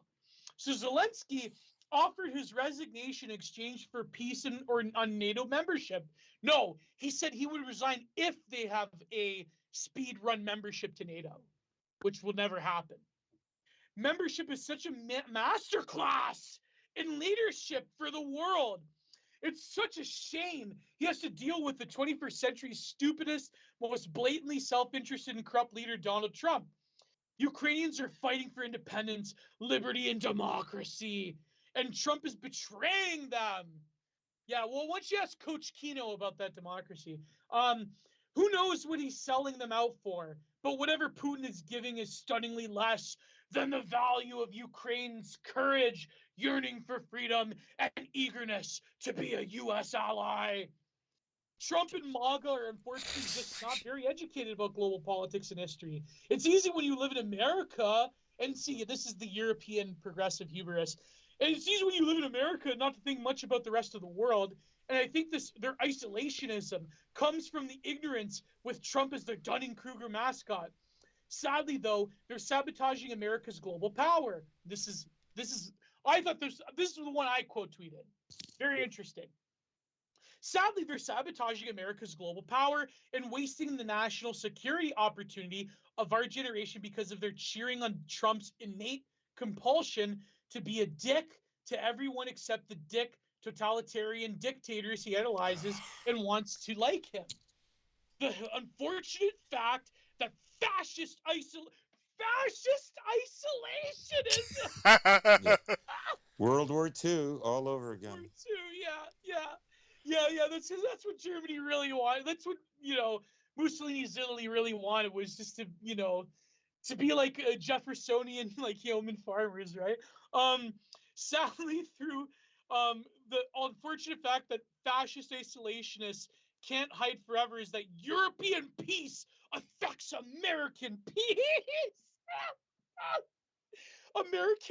America learned the lesson many times over several generations last century, leading to a hegemonic triumph over totalitarianism. And now MAGA morons are making us have to learn it again. Slava Ukraine! Trump Oh and my God. MAGA are wrong and pyrrhically un-American. To tell a rhyme with history, Ukraine is this century's second Spanish Republic. Well, hey, I Oh mean, my they're God. killing Orthodox priests, so I guess so. They're killing priests, right? Hey, that sounds Um, familiar. We've made that comparison like 3 years ago. yeah, I know, right? I know. And America flipping to team fascism is a disgrace unparalleled in modern presidential history.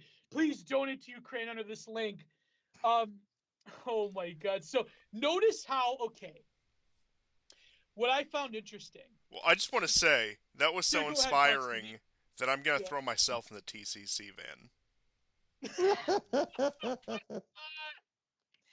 What was so interesting is that all of those things that the left in America from the new left onwards hated, which was like American soft power hegemony, which was like foreign influence in different people's elections and sort of like conditional based IMF loaning and leveraging from the World Bank.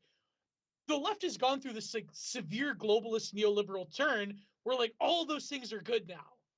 But when Europeans do it, it's good. And like Europeans, they're like the more like wholesome Chungus progressives, and they're going to shaft America fascism that wants. I mean, fascism and isolationism. Um, it's so incredible when you actually like read about the history of I mean, fascism. he's crying for America, as the democratic missionary of the Yeah, world, right? yeah, America has. I mean, a few days ago, I sent Constantine a quote by Melville.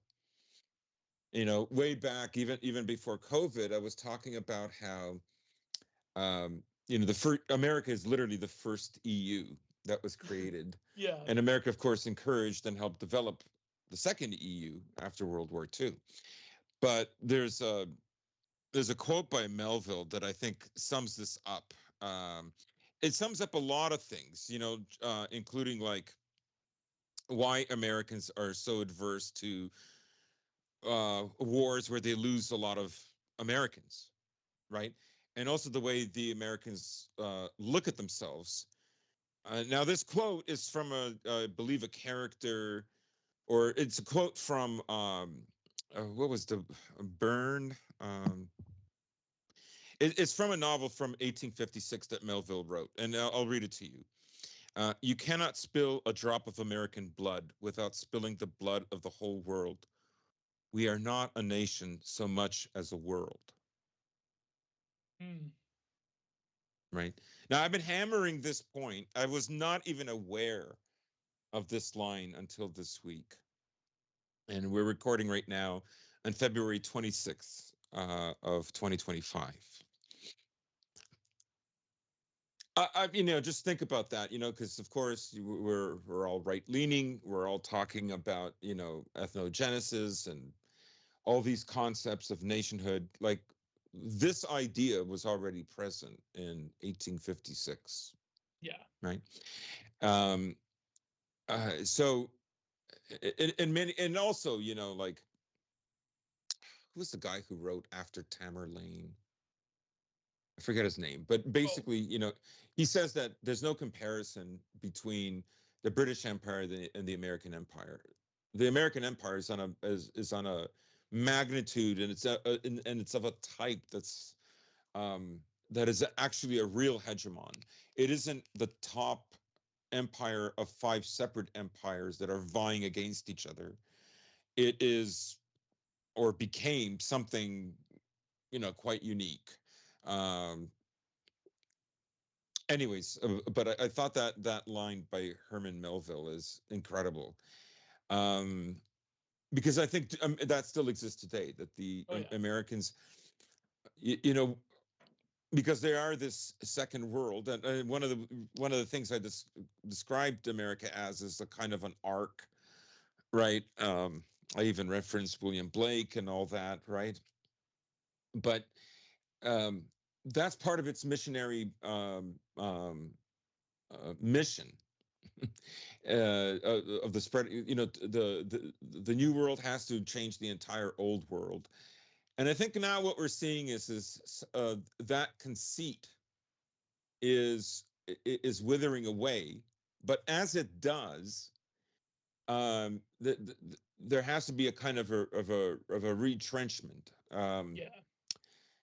right?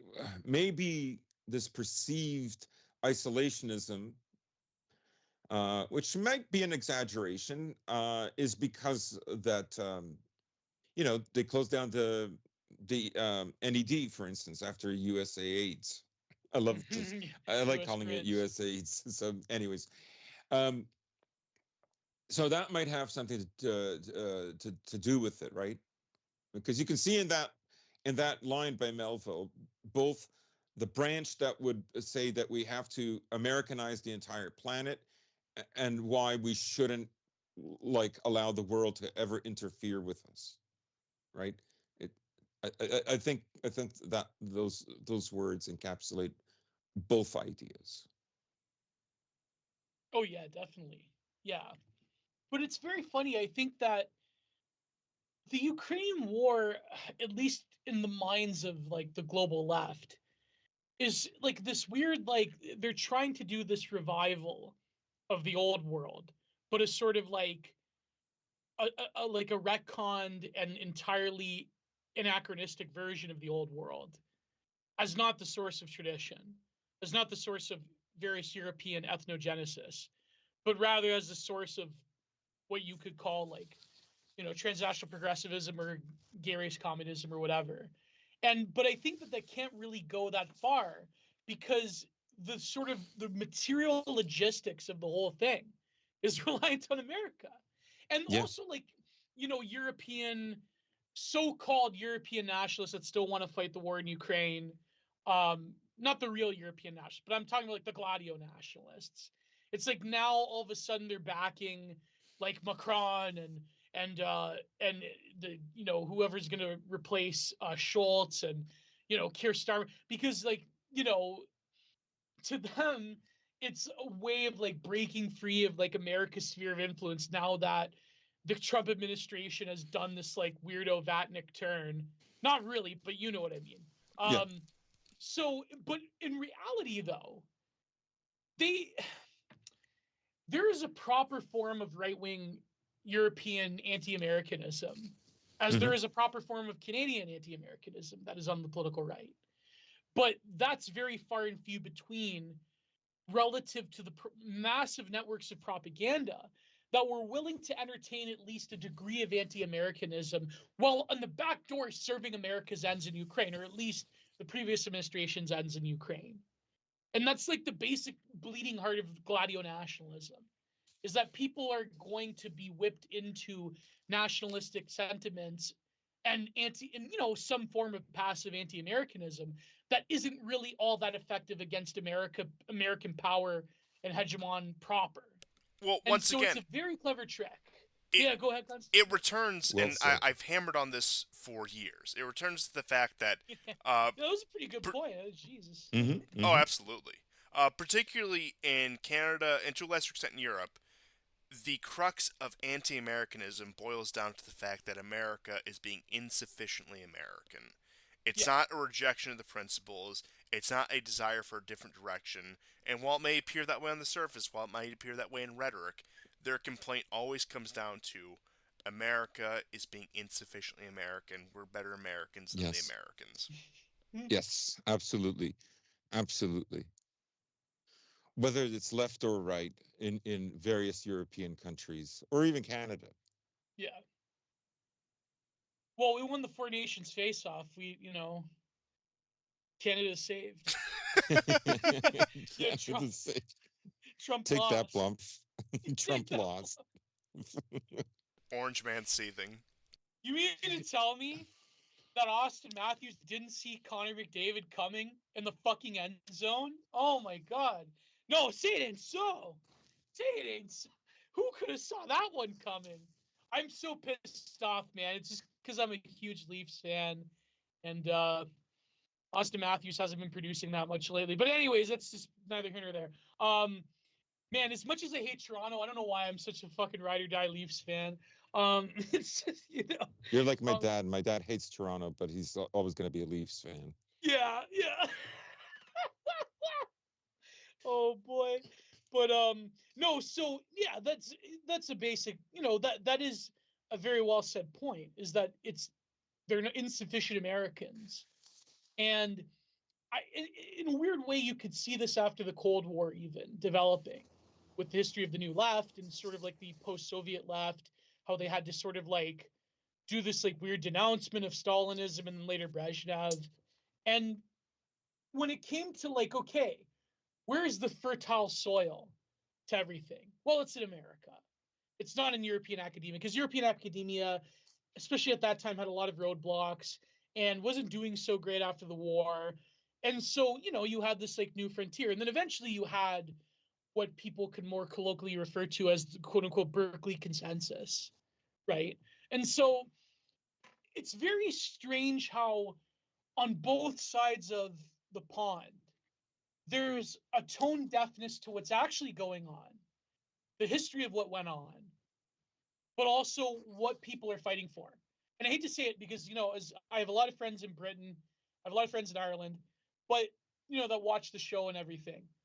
But it's like the British ruling class has this very unique, I think they know what's the problem is, but they just can never admit it because they were so fucking thoroughly humiliated by America and all of their power was destroyed.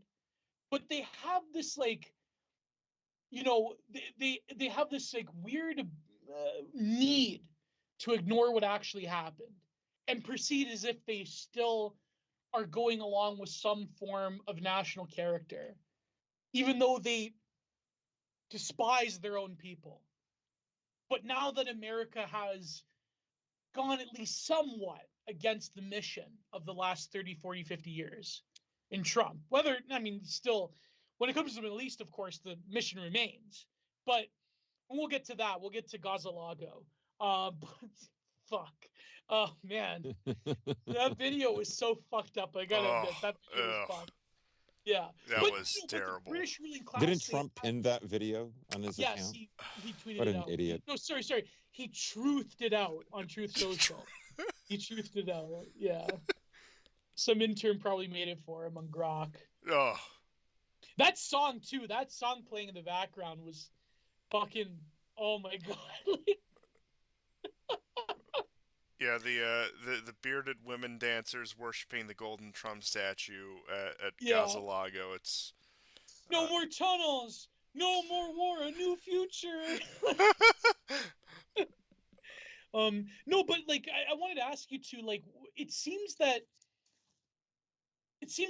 Britain is sort of like at the forefront of this. I mean, of course, they always had a unique place in Europe, but it seems that they've really taken this sort of like Potemkin village or ghost dance of like what like sort of like ghost dancing like what the mission was.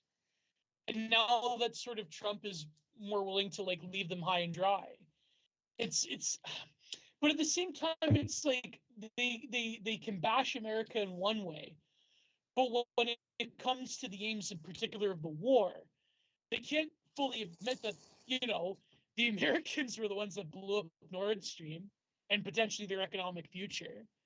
But yet it's like cultural issues, but not like material issues, because of course that would contradict the mission in Ukraine. So it's like it's this, especially if you read the British media, like if you, for example, I was the only reason I stumbled upon that Douglas Murray article in the Telegram was Telegraph.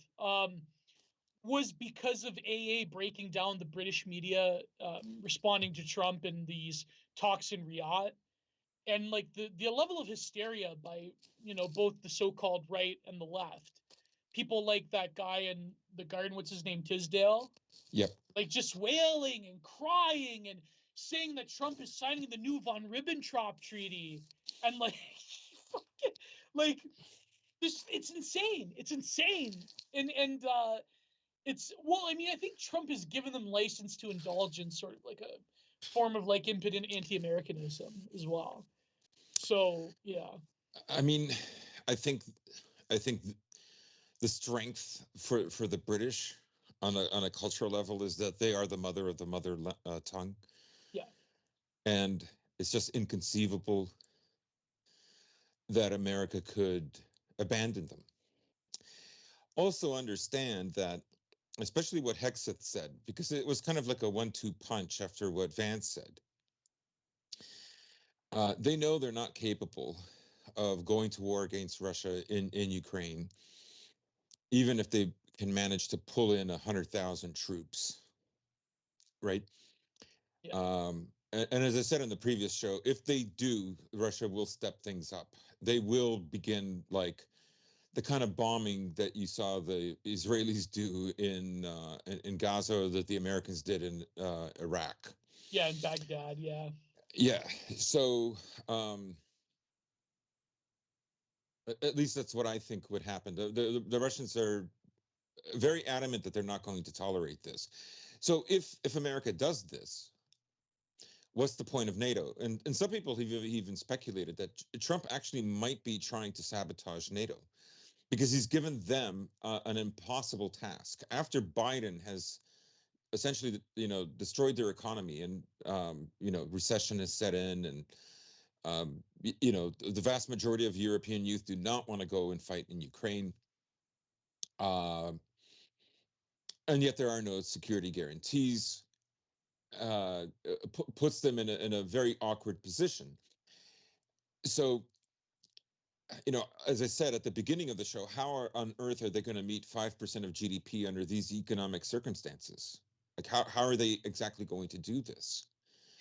Vance is talking about like, why is Germany deindustrializing? I mean, it was your president that sanctioned Nord Stream 2. I mean, if Trump had been elected, there probably would have been a face-off, and Yeah. Germany probably would have ignored Trump until. But again, the war justifies everything, and that's why Scholz remained silent. Biden had to lift the sanctions against Nord Stream in order to bomb it, in order to um, uh, uh, have a doubt as to who did it. Why would he do that? Everybody knows is the Americans did this. Oh yeah. So were British and Ukrainians involved? Probably, I don't know, but it was who can forget Biden said we will stop it. Like, Oh, he lifted the absolutely. sanctions and then he says we will stop it. And this operation, even if, let's just say, hypothetically speaking, it was all Ukrainian and British agents, this operation would not have happened without the coordination of America. They were the Right. ringleader behind Yeah. this. No matter what the details are, I think it's Yeah. undeniable that, yeah, this came from Washington. And They want a plausible deniability because people just, some people just, worship their nation or their government more so than even their or their nation. government rather than their people or nation. That's Right, probably, right. yeah. and Yeah. No, you know who actually did it? who did it? Okay, the Russians did it, Yeah. but in the 70s, the Soviets had this secret program. This is real, by the way. They had this program where they were going to train dolphins to do various bombing missions against submarines. Oh yeah, the They Russian war they had dolphins. brain-chipped, CRISPR dolphins, Vatnik dolphins, to go and bomb the Nord Stream pipeline. And John C. Lilly, they preserved his brain in the jar so they can give the dolphin spiritual vril to so, and they trained the dolphins at least a passing knowledge of Russian. So Based. yeah. And by the way, they got it down pat to where the dolphins, they could also recognize Ukrainian writing on the submarines. So, That's right. Wow. yeah. Why are there so many eyes? Yeah, the eyes were very difficult. Like the dolphins, they couldn't understand. Like this is but the thing is, like they had to make sure that they like put it in the right place. So there was like some kind of brain frequency that was emitted from the disembodied consciousness of John C. Lilly. So yeah, you have to realize that Putin truly is a spiritual. He listen, Putin. He has taken up the mission, and the Dolphins are integral to this. Putin's taken up the mission of Nikolai Rorish, and he has found a passageway to Shambhala. They're sending Wagner as we speak to the Urals to find the passage to Shambhala. And Yevgeny Prigozhin, he's there. It was a total fake. He had to fake his death so he could arrive at the gates of Agartha. And yeah, this is why the Russians are going to win. I'm sold. For those who don't know, John C. Lilly was the one that was feeding dolphins LSD in the 60s, and he was doing these meditation rituals with them. There's a whole video essay, but I have a few of his books. It's actually quite fascinating. But I know John C. Lilly was like a Putinist. I didn't. Oh, I but believe anyway. it. Yeah. It's Yeah, Timothy Leary, Putinist. Terrence McKenna. No, I shouldn't joke about that. There are people that actually believe that every single psyop the American intelligence agencies run in Europe was actually just Russia. Like there are people that believe. Yeah, it's the level of stupid. You see, that perception comes from the fact that Bezmenov wanted to marry an Indian woman, so everything became Russia's fault. So kind of like JD Vance. Oh no, you're right. Damn it, you're right. You see, when JD Vance was a teenager, when he wasn't listening to Perfect Circle in his room at night, he was listening to Bezmenov lectures on YouTube. So true. Yeah. So true. But on the point on the point of the British, something I saw that wasn't shocking to me, but I think is very indicative of just the dynamics of American-European relations despite everything, is the fact that the British cannot use their Trident system without American assistance. Kind of like Ukraine. Exactly. Yeah. Did you see that Macron has offered to give a nuclear shield both to Germany and Britain? Because of course Britain and Germany, of course, can't launch anything without American codes, and the Americans hold the codes. Speaking of Macron, I sent you guys the picture, but I had the picture right here of why Putin feels the need to keep his distance. Because we see what happens. Boy. He gets touchy-feely.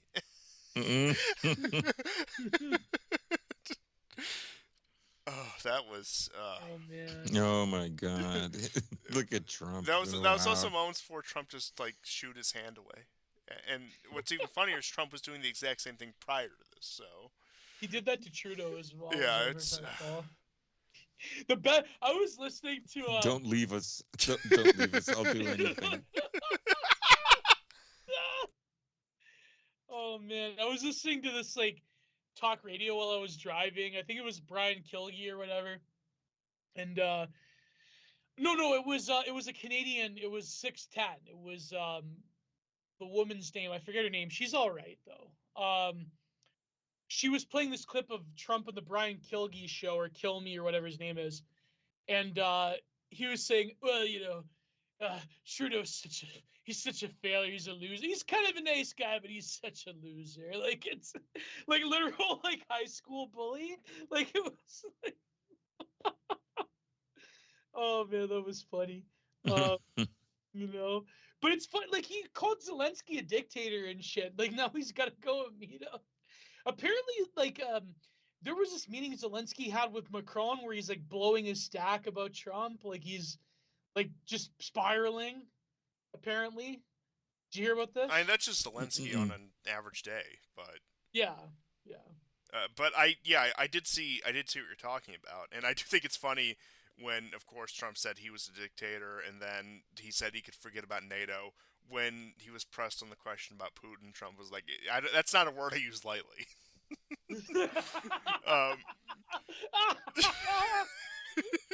Russiagate, vindicate. Seth Abramson, vindicate. Somebody get Robert Mueller on the phone. I have some groundbreaking evidence.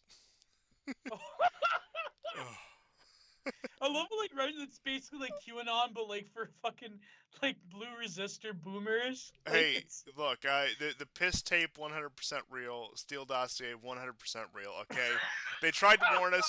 Hey, you know what? Don't blame me. I voted for the email lady.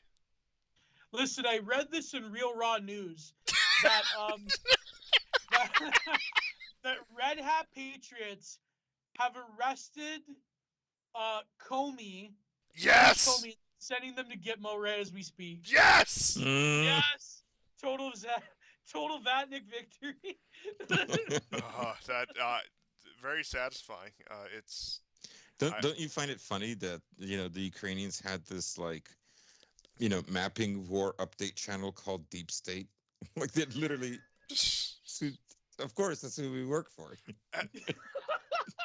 Deep State. Anyone who they goes... just come out and own it, But I saw that a video by that guy Mike Benz, and he describes like all the things that both Poroshenko and later Zelensky were instructed to do, like almost every kind of major decision that Ukrainian presidents after Maidan literally had to go through the U.S. And that's including when Trump was in office, right? Oh my God.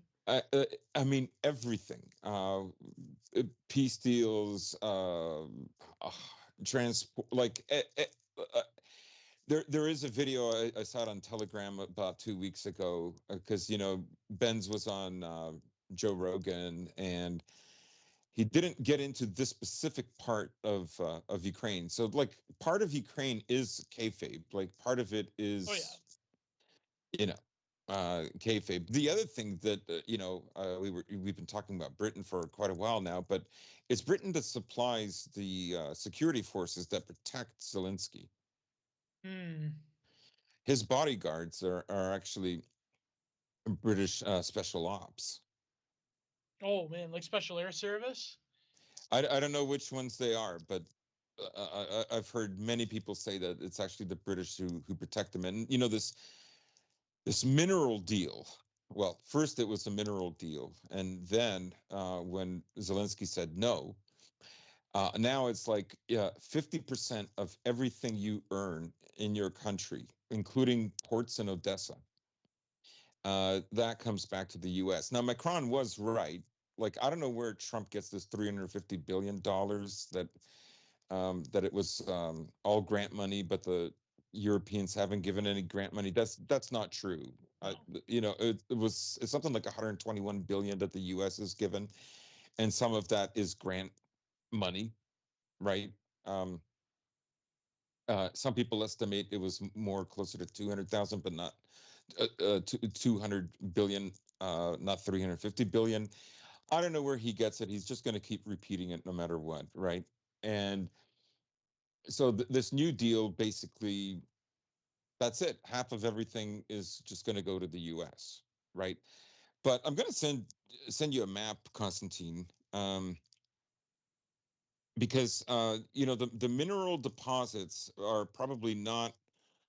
They're probably not what people think they are. They're probably not like the big deal that people think they are. Bloomberg published this, and the title is like literally Ukraine doesn't have rare earths. And it gives you like an idea of which countries have rare earths, right? Of course, the overwhelming country that both digs them and refines them is China. When you just talk about refinement, China is like 67%. You see Greenland there with 2 million tons, right? Russia has 10 million tons. All others make up 17 million. You can see why America still is so influential in Brazil, even though it's a BRICS nation. With 20, like I would say in the in the new world, it's obvious, and it's one of the biggest in the world, not just the new world. Um, uh, Countries with rare earths, but yeah, the thing about rare earths is like you can like a lot of this in particular is speculation. Um, but the, the the speculation doesn't mean they've dug them up, and also it doesn't mean digging them up is going to be lucrative, right? Some rare earths are just too difficult to access, or the squeeze is not worth the juice, so to speak. It's okay. Yeah. We're getting the rare earths. Trump's gonna get them from Zelensky. Trust the plan. Well, no, but to mine rare earths requires like an incredible amount of infrastructure and No, no. Trust the investment. plan. Okay, we're gonna get them. We're gonna get repaid for Ukraine, and it's We're gonna all. get Gazalago. You're right. We're gonna get Gazalago, and there's gonna be the bearded women dancers who do the circle dance around the golden Trump statue, and it's gonna be great. And That reminds me of that one Simpsons episode with that self-help guru. He had like a golden statue and the women were like serenading it with flowers. And what was his name? Fuck. That was like an early Simpsons episode. Um so I guess do you want to talk about Gazalago? Yeah, we can get into that. Yeah. So I'm assuming everyone's seen the video, but it's just like I mean, listen, I always like sort of run hot and cold when it comes to Trump. Like there are things he does that I think are great, such as like shivving Zelensky in the back. I think that's really great. Um, there are things he does that are not so great, like his whole bullshit about Canada being the 51st state. I think that's just stupid, and a lot of his justification. I mean, like Canada has had at least somewhat of a sweetheart deal with America, but I think he does exaggerate the extent to which America doesn't need Canadian raw resources. But there are some things he does that, I mean, without like pissing off my audience who are very pro-Trump, I can't like. I personally think it's a joke, but you never know. Maybe it won't be a joke, or maybe there's some kind of other deal behind the scenes going on when it comes to Gaza. And I think Mhm. like kicking them all out and making a pleasure resort there is kind of like I don't see anything good coming out of that. I don't really, No. like I don't um it's an incredible amount of hubris, put it that way. And whether you want to like I'm not like exactly in favor of all these like leftoid pro-Palestinian people in the West, whatever. But I think like I understand that there's such a thing as the law of conquest. It's a very ancient law. There is something I would say sacred about it in a very weird, very how shall I say, negative or tellurgic way, right? There's always the law of rulership of a regional power. But I think when it comes to this particular conflict, and you look at the history of it. I mean, people that listen to this show don't really need to hear it, but the Israelis haven't exactly achieved military or cultural victory in the region for exactly pure means of conquest when it comes to American involvement. And I think that just bulldozing and killing all these civilians and displacing them and then building a pleasure resort on the ashes is It's sick. it's sick. Yeah, it's sick. It's sick. And to joke about it, I think is like I don't even joke about fucking Ukrainians that way. You know what I mean? Like I'll never do that. I don't, as much as I Yeah. may disagree with the Kiev regime, it's not that I'm gonna like, you see all these like Russian Telegram channels like Right People Z, and they always have those fucking jokes about like, liquidate the whole, send him back to Bandera, blah blah blah. But I think that even though what happens in battle is abominable, and you see things that you've never seen before. There are many soldiers who have written about this. There's one very famous Esquire magazine article from the 80s about a Vietnam War veteran. It's called Why Men Love War. And he talks about why you see things, you experience things, your life is given a supreme clarity in warfare. So I do think that even though terrible war crimes occur, very abominable and disgusting things happen in war, I think that at the end of the day, there is an ancient form of dignity to warfare, or at least there should be. And I think that the indignity of basically slaughtering a people by using arms from another empire with influence that you didn't earn, with technology that you didn't create, with conditions that you had to manipulate and guilt trip the whole world over, to then just bulldoze it and dance upon their ashes and put a fucking pleasure resort there. That's not the same as the ancient law of Manu when it comes to warfare. That's not the same as the dignity of two equal rivals in a mutual combat. There's something, there's no, you know what I mean? Like it's even the Ukrainian war. There's at least a dignity to two. I mean, okay, you could say the Ukrainians are getting help from the outside, whatever. But on the battlefield, there's a dignity between two forces that have capabilities, that are wearing uniforms, that, I mean, yes, there's a lot of atrocities and war crimes and graping that happens and so forth, right? But more or less, you can say that there's something there. There's something very ancient there. But when it comes to this, it's disgusting. I'm just going to say it. It's disgusting. And It I is saw the video disgusting. and it's fucking disgusting. Yeah. It's Yeah, and disgusting. It's parasitic. It's Yeah. not enough words to describe it. Yeah. And it's not that you have to like cry crocodile tears over the Palestinians or whatever. It's like, I mean, like but I think that there's obviously something there that is beneath dignity, Yeah. even in warfare. And so, without saying too much, without, risking, the war report being banned off of YouTube, although we've done that, I will just leave it at that. There's no dignity in that. Even joking about that shit, to me is like, it's just. And then you have the fucking AI where like Musk is eating a bagel and BB and Trump are in the fucking beach together. It's like, fuck. Like it's bearded belly dancers. I guess the AI didn't screen that one out. And like a literal fucking golden idol.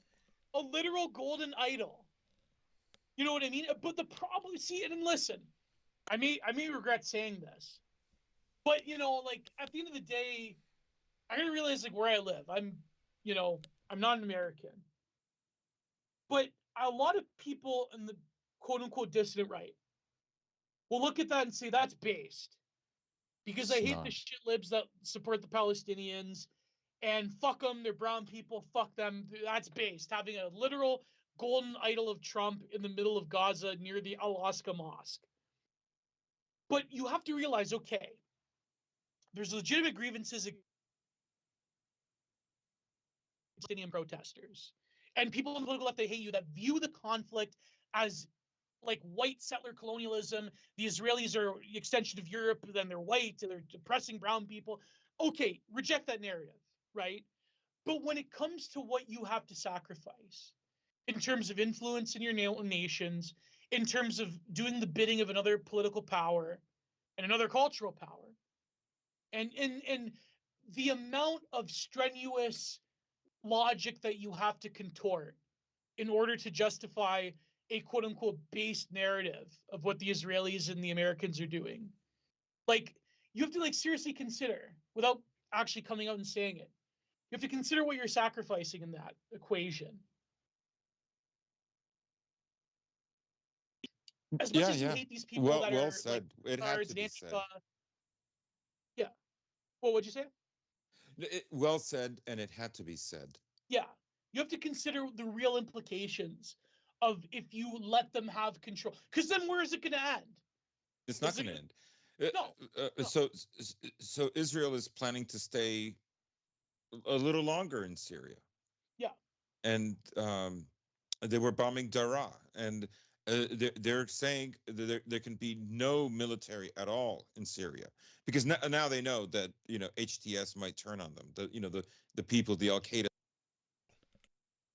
Yeah, so you can see that Israel is not very certain how things are going on in Syria, and now they've retreated a little bit in Lebanon, but they're still there.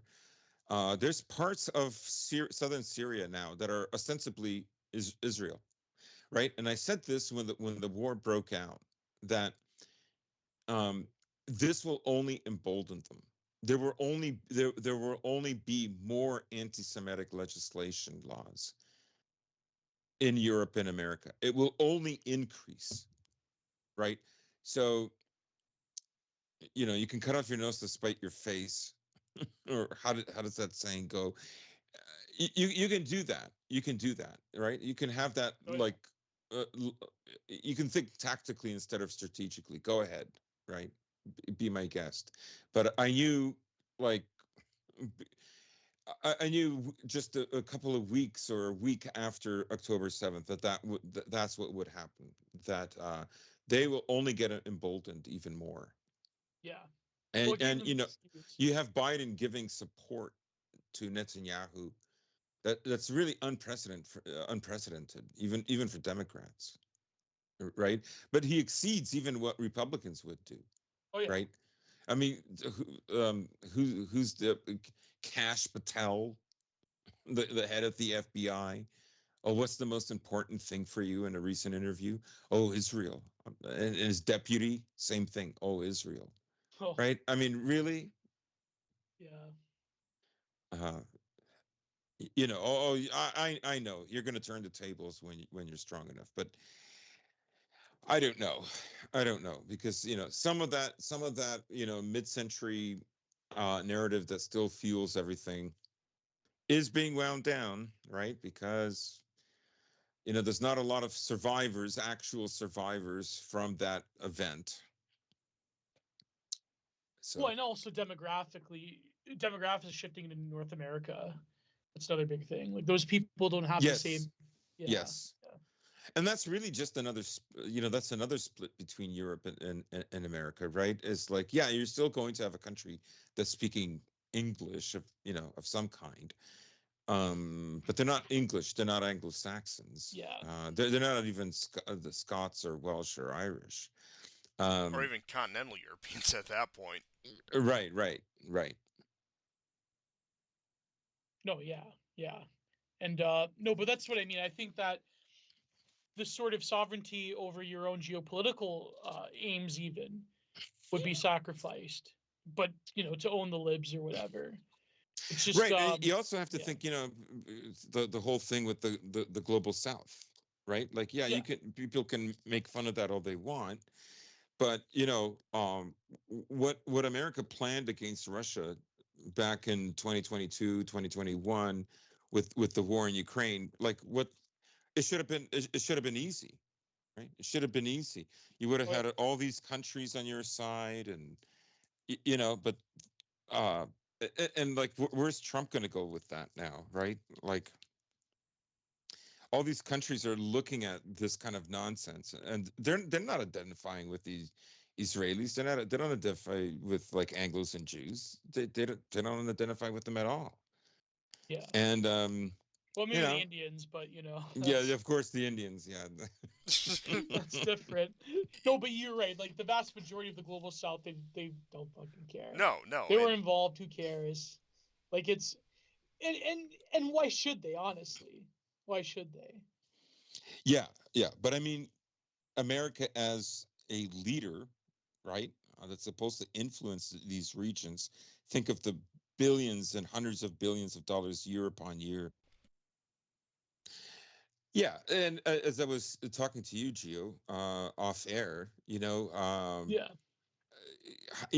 the way America got its wealth, the base on which it stands now, came at a time when your average Protestant American um, worked very hard and saved, was very judicious about how they spent their money, and that culture is gone. It's very easy to see how everything is now switched to getting rich really quick. And part of Trump's, Gaza Largo plan, like he's appealing to that, right? Yeah. And a lot of people unconsciously have already accepted that, right? They've kind of accepted the baked in the cake inequality in America, anyways, Yeah. Yeah. right? But Well, like now the whole like Sigma that whole grind set component of bullshit. working, Yeah. what's that? The whole like Sigma grind, like we were talking about, like the whole like Yeah, Sigma grind set, like crypto scam bullshit, like you see on YouTube and all yeah, stuff. yeah. Yeah. On Twitter. Yeah. Yeah, yeah. So it's all this get rich quick scheme stuff, right? It's an extension of the prosperity gospel, as Jim Bakker said. Yeah, Yeah. yeah, Yeah. yeah. One of my grandfathers was just like that. He got into he would start things that he thought were like the next thing. He was a mechanic in the old country, and then he found that the chicken McNuggets became a big thing in the early '80s. So he bought a chicken farm. He just literally bought a farm and started buying all these chickens. And it didn't really work out that way. It was much harder. Holy shit. Yeah, but Oh. that's how a part of my family ended up in Niagara. Oh man, that's Yeah, crazy. that's the backstory. Chicken Wow. nuggets. But you know what I mean? It's so Yeah. so the culture has really changed, right? It's no longer saving or sort of like a what would like do you remember anonymous conservative like case selection and like it's no longer like low time preference. Now it's sort of like this, like you were saying when Constantine cut out, how like finance burns through capital way more than anything else. Right, And and also yeah. finance corporations earn so much more than industrial ones, Yeah. Oh yeah. right? And that's what's so tempting. Like all of this stuff that happened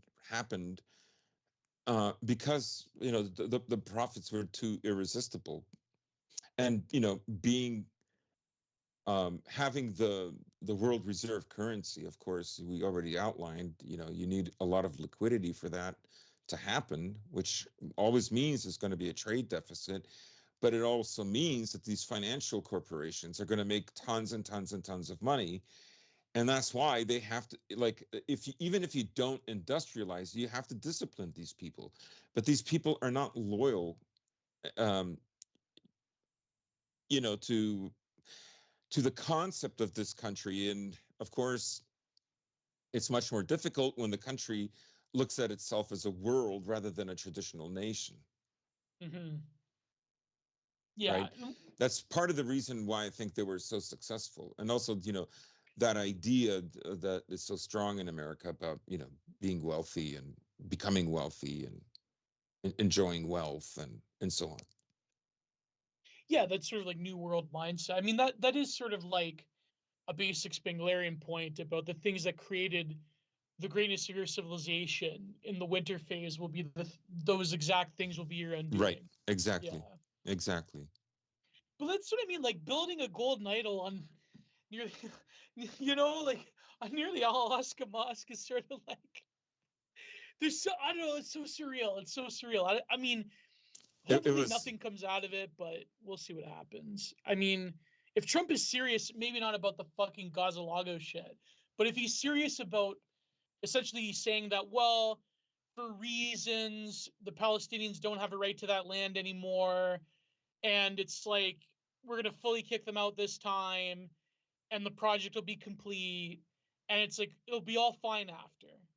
Like nothing bad will ever happen ever again Well, in that area of the world. I have no reason to doubt that's the intention of at least some people in Trump's ear, but I Yeah. don't see how that translates to reality. I don't see how they even No, get me pushed over neither. states like Egypt and Jordan to cooperate with that. It just seems so far out of the realm of possibility. And look, I know the Israeli tentacles are long. I know that they have a lot of levers of influence in many places, not just the United States, but across the world, and many aspects of American society and politics. But even with their far reaching influence, this seems like a monumental task where I simply don't think something like this is viable, even if desired. Yeah. yeah, I mean, how would you do it even? Well, it would. yeah. He's in a pickle. He really is. You would need Unless you either. just like put them all in Europe or something like that. Well, they would. Like it's They yeah, they've yeah, they would. Yeah. they've drawn up Yeah. plans for that. Believe it or not, and you can go Huh. the Likud party. And one thing that always goes back, and it's always these nations that they have these long-standing grudges with. I know Spain is one that they always insist that they have to all go to Spain for some reason. And The we Inquisition. yeah, we know Yeah. why. And then yeah, there's other places that they frequently mention as well. But it's once again Maybe they could we put all them in know this Western game. Ukraine. Um, perhaps Palestinians are look. They're either going to go to Galicia or they're going to go to Galicia. That's that's the two options. Neo Galicia comes from the future. uh, Yeah.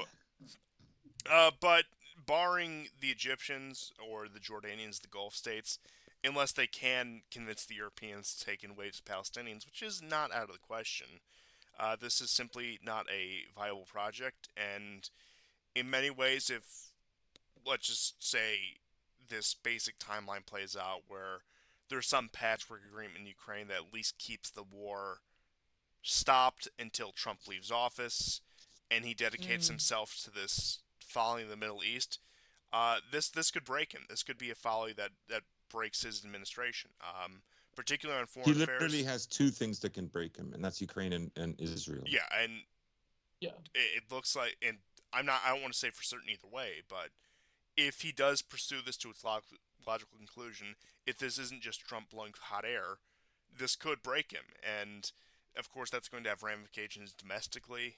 But once again, you're right; those are the two pressure points. And I mean, of course, the Israelis don't care. They'll use and throw away Trump like they do everything and everyone else. But whoever went through with this, and I'm not saying that Trump is completely innocent. I think Trump does definitely has agency. It's not like he just has a bunch of underlings who operate outside of his purview, which I mean, yes, is the case to a degree. But if he's quote unquote retruthing this, then yeah, there was some level of signing off on Yeah, this. Yeah. Stupid decision. Even like I said, even if this is supposed to just be a joke, even if this is just supposed to be some rhetorical tool, it serves nothing, and it just infuriates the situation in many ways, especially in leading into negotiations with Ukraine, to a lesser extent the Middle East, or to greater extent, depending on which way you want to look at it. It does decrease American credibility even further in a way. That people are going to look at this and they're not going to take this seriously. They're going to look at not just the stupid AI video, but Trump's statements in general. They're not going to. No other country takes this seriously. Not even the most hardline Zionist countries go along with this. It's really just the Trump administration are the only people in the world saying that we need to resettle the Gazans so Israel can develop the Gaza Strip. Yeah. No, I think if Trump wanted to court the third world again, like if he wanted to sort of um, capitulate to the global south and sort of like weaken China's influence, I think two steps would be fundamental. Number one would actually be ending the war in Ukraine, because then Russia would I mean, they'll never probably, with the current crop of leadership, ever integrate into Europe, but they could at least have a passive agreement with the Europeans. The global South would feel more comfortable if the war wasn't going on. And two, if Trump did not immediately capitulate to the Zionist narrative in Israel, if he was key on stopping the war by saying that, for example, that the Palestinians could get some kind of humanitarian zone. Maybe he could tell Bibi to like knock off the settlements in the West Bank that are illegal, recognized as illegal by everyone else, right? I think that if he were to have done that, and he definitely had the political capital, or even still does, to sort of like reverse the narrative, I think that it would be a way, not to say that like a lot of these countries in the global south are important, like I'm not a like fucking Dugan or whoever, but like it would be a strategic move to dick over the Chinese and their influence over the global south. I mean, And take a look at the. Sorry to interrupt you, yeah, go ahead. but Indonesia now is part of is part of BRICS. You know, that's where the Malacca Strait is, Yeah, right? yeah, Like geography is geography, right? And you know, you don't have an infinite navy, and you know, there's a country that makes like 6 times as many ships as you do. You know, that's closer to them than you are to yeah. to Indonesia. So I mean, like again, you have to think strategically. Yep. Oh, exactly. And I think that if because that was always the discourse, whether Washington could seduce, especially other Asian nations, away from the influence of the Chinese, if there was a true pivot to Asia. Now, there are people in the Obama administration that were musing about that, but it just never came to fruition. And so I think that if he could have mastered negotiation with Russia, and if he could have not at least appeared as like ultra Zionist, the Israelis could do whatever the fuck they want, Likudnik forever, I think it would have went a long way, especially when it comes to these other Middle Eastern powers like the Saudis being courted by the Chinese and BRIC nations. So I like again, a lot of the people around him, the people unfortunately that he picked, like fucking Mike Huckabee, that they like believe that what was that one thing that the Palestinians, they don't have a right to exist because they're descendant of Esu. They're like descendants of Esu, and that like that was like very popular in the evangelical circles. Yeah, And like the children of therefore we have to Ishmael like genocide them is because is the other yeah, one. But speaking of Mike Is Huckabee, so retarded. he was the yeah. one who said upon the Iran deal negotiations that Obama was reopening the oven doors. That you can Oh, look. God. That's real. You can look that up. I'm not making that up for anyone out there who's curious. Look at That's Mike crazy. Huckabee Iran deal, and then it's he says it, and not those exact words, but it is a paraphrase of. We need a Hyperborean edit by Biggie Slonk about Mike Huckabee saying we're gonna open up the oven doors. Uh, uh, I forgot about Huckabee, but every time I think of him, that's all I can think of. But if we're seriously discussing the pivot to Asia and the strategic moves that would need to be made, yes, in some ways, curtailing the Israelis is key to that because you need to rework your position in the Middle East. The point where the Americans have even lost control over the Gulf states. It's unprecedented in the past 70, 80 years. And it would also make headway for, I mean, speaking of the Iran deal, that opened the door for the Iranians to be Mhm. integrated into the West. It was a sweetheart deal. The Iranians would have been neutralized as a threat to the Israelis and would have been under the American umbrella probably within a decade at that point if the deal was actually able to be fully implemented. And in which case that would have screwed over Russia and China, although the relationship was not as close then. But of course, the Zionists need to press on the hard line as much as they can. Uh, but with that, another element to pivot of Asia and the Ukraine peace deal is the speculation, and I'll believe it when I see it. I don't think it's likely that Trump, of course, is trying to pry apart Russia and China. Now, of course, that's the goal. That's what Yeah. everyone Yeah. wants. That is what needs to be done, but it's simply not going to happen. But what some people more realistically speculate, which I'm not sold on, but at least sounds more possible, is that the Russians, in their negotiations with the United States vis-a-vis Ukraine and other issues, are wedging themselves into a middle position for the upcoming U.S. China rivalry really coming to a head. Where, of course, the Russians are not going to abandon China. China is far too big of a market, and mind you, the Chinese need Russian energy. That's just simply how it is. And people talk about, oh, Russia is going to be subsumed by China. Look at the trade deficit. It's simply not going to happen. Look at the dynamics between the two countries. And in many ways, I would argue, this isn't just my personal bias speaking, but in many ways, I would objectively argue that Russia is still the senior partner. Not in every way. I'd say it's a pretty equitable partnership, all things considered. But I would say in many key aspects, Russia is still the senior partner. But I do think there is a decent argument to be made, even if I don't agree with it, that in the upcoming U.S. China rivalry, in the upcoming pivot to Asia, Russia, in a way, is trying to set itself as the middleman, is trying to set itself as the perhaps an arbiter, a country that Yeah. can mediate between the two, a country that can be the go-between, a country that can be uh, that other balancing pole, preventing the other two from going to war while reaping the benefits of that relationship. Really trying to keep both sides at bay because the Russians very clearly have interest in a stable relationship with the Chinese, and they're also not going to turn away potential cooperation with the Americans. Yeah. Um, he's going to try to do, as many have said, the Nixon reverse. He's going to pry Russia from China, the way Nixon pried China from Russia. I mean, how are you going to like?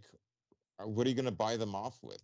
Yeah, and I do think another Mhm. thing a lot of people miss about that I feel the need to mention is that Russia and China were very much at odds. Soviet Union and China were very much at odds by the time Nixon made his move.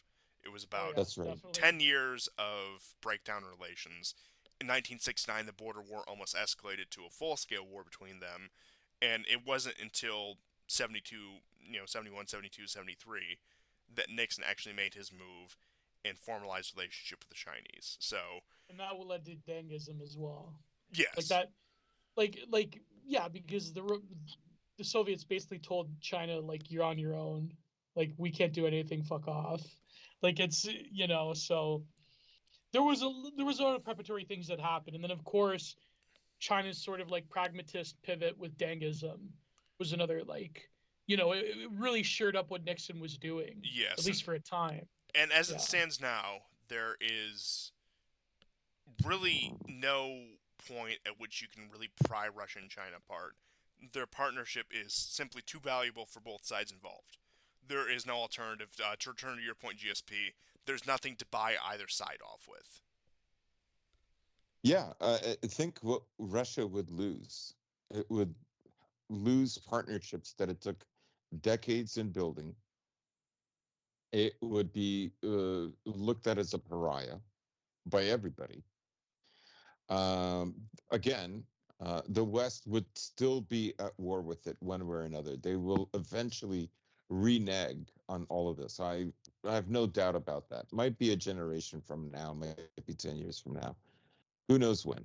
But yeah, I have no doubt about that. And um, I mean, America's in a pickle. I don't know what to say, and they put themselves in this pickle. So um, I don't know. I mean, Trump could, as far as like the whole Russia thing, he could have said it's Biden's war. yeah. He could have framed it that way. His base would have supported him, and he just eventually drops it. Now, when he was, quote unquote, courting Kim Jong Un, and he was trying to sign these missile deals and calling him Rocket Man, and Rocket Man is still funny. Anyways, Bolton told him, don't do this. And it all stopped. And there's probably been many times where Bolton interfered Yeah. and caused him to do the wrong thing. I don't know like, obviously this administration is more confident and daring than the first one. Like, there's no argument about that.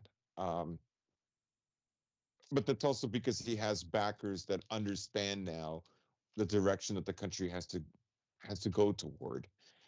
And in order to rescue it from excessive divisions, but also incompetency, and the list goes on. But but he didn't jettison it. His ego took over. I'm the deal maker. I'm going to do this. I'm going to do. It would have never He happened owned under my watch.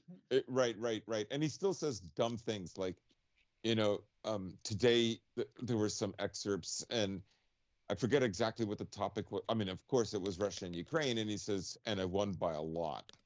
Like, dude, nobody's talking about the friggin' election, this one or 2020. Just, he gets distracted. And then he also said, the javelins, I gave the javelins. It's like, warp speed, the COVID shots, that's me. And like, he always had people telling him, like, dude, shut up, don't say that. Like, this is this is an unforced error. I'm surprised Jay Vance doesn't tell him to like cool it a bit more. Yeah, But I don't know. well, that was something that not that I like believe everything he says, but like that was something I was listening to an episode of the Duran. They had Aaron Mate on from the Gray Zone, Yep. and he said that the logic of Trump is that, well, okay, but apart from like his foreign policy is like whatever he thinks that morning is a good idea. It sounds good in his head. But I think his logic was like, okay, in 2016 to 2017, 2018, I fucked up. Like I capitulated to the Ukrainian shit where like I gave them weapons that not even Obama wanted to give them. And, I sort of more or less went on with Bolton. But he's like, now he's like, well, I kind of like fucked up, mea culpa, it's a mulligan. And so now you have, absent a lot of these neocons, now he's trying to sort of like settle things. When you realize like Mm. a lot of people are telling him the logic of it, that you're essentially going to condemn American investments into a black hole of an unwinnable war, right? Not to say that Yeah. The Ukrainians lack courage or anything like that. I'm just saying like logistically, it's not going to happen. So I think that Trump, a lot of people are saying that it's essentially a form of like a revocation of 2016. And he wouldn't have had as much agency if he had won in 2020. But I think because 2020, them trying to steal it from Trump was unironically one of the worst things that the Democrats, the inner party, as Mulbread would say, like the glowies, like that's like the worst thing that they did, because it gave Trump the impetus to have a supermajority, at least for 2 years. Yeah. And so that was a totally unforced error on the part of the political left. Oh, for But, sure. and I think that in some ways he has people around him that definitely want to cool shit off with Russia. But like you said, I mean, the worriment is that Trump, the way he speaks, or rather the way people around him talk about Trump, the way that the online right has talked about Trump, the way that they would talk about, say, a Caesar Augustus, that his legacy will live on, that his project will be in place, the goodness of it will be so assured.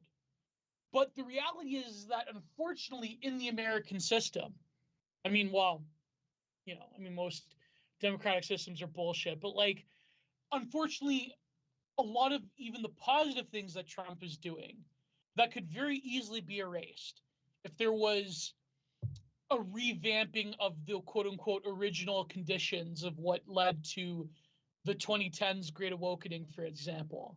If they find like the perfect white Obama that would be willing to erase Trump's legacy, that is the big fear.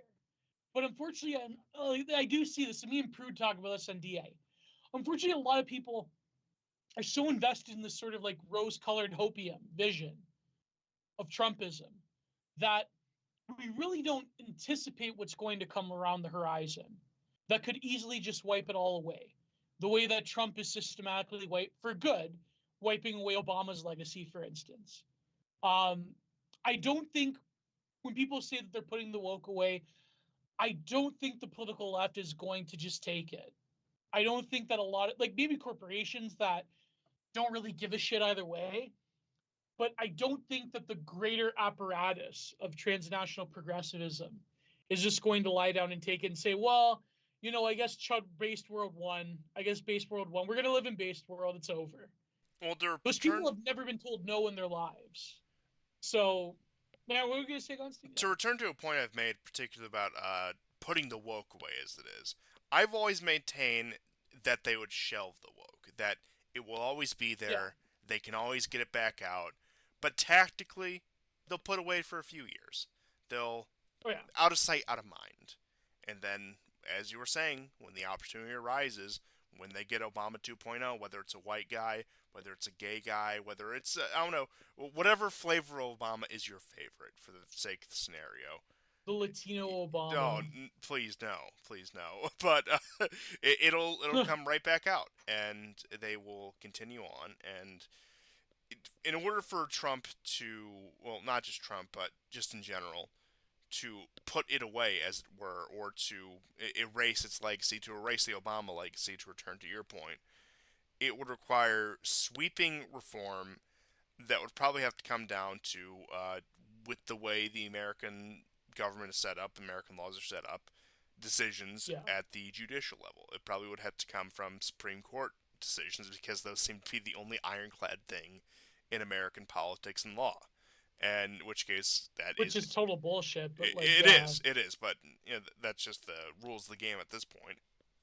Well, that's another thing, Gonstein. That's another thing I forgot to mention, is that there are activist judges that are basically trying to stonewall Trump with everything. Oh yeah. So, yeah. And I mean, I think anyone who had a sober mind about the situation knew that was going to happen.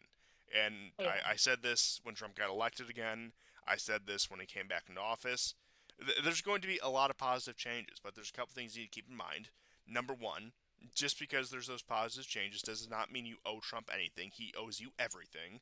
Number two, we're not out of the woods yet. This is going to be a long, hard-fought battle if there's going to be any chance of real, lasting success. It's not going to be a matter of executive order. It's not even going to be a matter of acts of Congress. It is going to have to be solidified. There's going to need to be, as I said before, the judges, particularly the Supreme Court, are going to have to weigh in. They're going to put these things, they're going to have to cement these things for the next 50 years, how we had Roe versus Wade, how we had the Civil Rights Act, how we had all these things. And that is not an easy task. And while I hope they can do it, while I hope for the good of us and society as a whole that they are able to do these things, it still very much is an uphill battle. I mean, in a way, the left, you're right to point out, Gio, these machinations with the judges that are taking place right now. But in a way, the Dems just have to be patient, because they're thinking, if it's not going to be Gaza, it's going to be Ukraine. He's going to mess up somewhere, and it's going to be soon, and it's going to be in 2024, and it's going to discredit everything he's done. And when it's time to jettison him, they'll just say, well, we avoided a tyrant, this demigod, this like aberration of American history, et cetera, et cetera. Yeah. Like what they did with 2020, that Trump was a unique aberration. He was no more. Yes, if it won't be necessarily for those reasons. It'll just be because if it appears that his administration blew it, right? Or it's over. Maybe they had nothing they could do, but somebody has to be blamed for it. If he's blamed for it, then a lot of the things that he's doing domestically will be discredited as well. The American right would be fucked for at least a few generations if he fucks up. That's Yeah. listen. I don't want a black pill, but maybe because I am like not like can see things more clearly, but like not to say I could see things more clearly, but because like I like again like there's a lot of people that I know who are American that tell me that they do feel a unique way, right? And I can't exactly access that feeling, even though um, I spend a significant portion of my time in America. Um, but I do think that without blackpilling so hard, the reality is that if Trump does make a critical and unforced error, it would severely question the legitimacy of an already frail dissident right, or whatever you want to call it. Mm-hmm. And Mm-hmm. and I think a lot of people that hitch their wagon on Trump, I think that like already you have the rhetoric about like Trump and Musk creating this fascist alliance and podcast bros, and it's like a global conspiracy of fascism. But imagine if you did have Obama 2.0 that could legitimize that narrative. People like Musk, all the influencers, it wouldn't we wouldn't be long for this world if that were to happen. So I'm just thinking realistically. Yeah, I know what you mean. I tend to think that the putting away of the woke is more substantial than that. That's my honest opinion, because the global situation demands for it, Yeah. right? I remember we've repeated on this show countless times about how the war in Ukraine will force the regime to give certain um, red meat to conservatives, particularly white conservatives. Uh, it was Biden who got rid of the whole COVID, the mandatory COVID. Remember the COVID shots? Like Mm-hmm. first he throws all these guys out, and then he says, "Oh no, come back." Right. This switch was already happening even when Biden was president, and so I think it, like I say, the at the on the global level, it's a libertarian world. It's not. There is no world government, Mm. and and that's why it sort of has to stick. But it doesn't mean like it will. His enemies, as you say, are still there, and they're going to be biding their time, right? Yeah. Like you could say that Reagan, in some ways, was a respite, from all the um, The heady craziness of the liberal 60s. of the 60s. But Clinton came in and gradually it started building up again, right? And then you get And the anti-militia movements. right, Yeah. right, and Yeah. so it would probably take a while, but again, the global situation would have to change for that to happen, because the reason why I think America pivoted gradually towards the woke, and it's not just that the universities were going in that direction. Of course, we all know that had to deal with like agreements between the corporate world and the left, Yeah. right? Yeah. So that kind of thing could happen again, and it was exacerbated, when the Reagan Bush years were terminated, right? And it just kept going that way. So it could and probably will happen again. It'll take some time, but there would have to be like Russia or China would have to be defeated, Yeah. right? Like that. That's That's what it not would. happening anytime soon. Yeah. Right. So. Yes, Well, and especially China, I think that would be the more significant defeat. But again, I don't really see it happening. There's, especially in a globalized world, especially with China becoming like the world's manufacturing hub. I mean, I'm more skeptical of the Chinese, obviously, but like, it just seems that like, China just has to exist. yeah, yeah, Like China just has to plod along and exist. They're changing their economic structures now. It's less about construction and more about um, tech. Um, I mean, what America wants is to stop them from expanding, obviously. And now we know that if there's certain things that the Americans want that they can't get them because they don't have the industrial capacity to fight wars. Right? That's a sign, and that's probably another reason why Trump can't make a decision to just drop Ukraine, because that would delegitimize the West entirely. Oh yeah. Right? Like, I mean, the whole world took notice of what happened the last 2-3 weeks, and that's the underlying reason why the Europeans panicked so much. And they have a scheme. I am convinced they have a scheme. That scheme is to stick with Ukraine.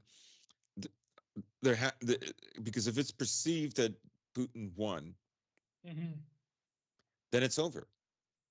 It's over. Is America ready to commandeer a war against China?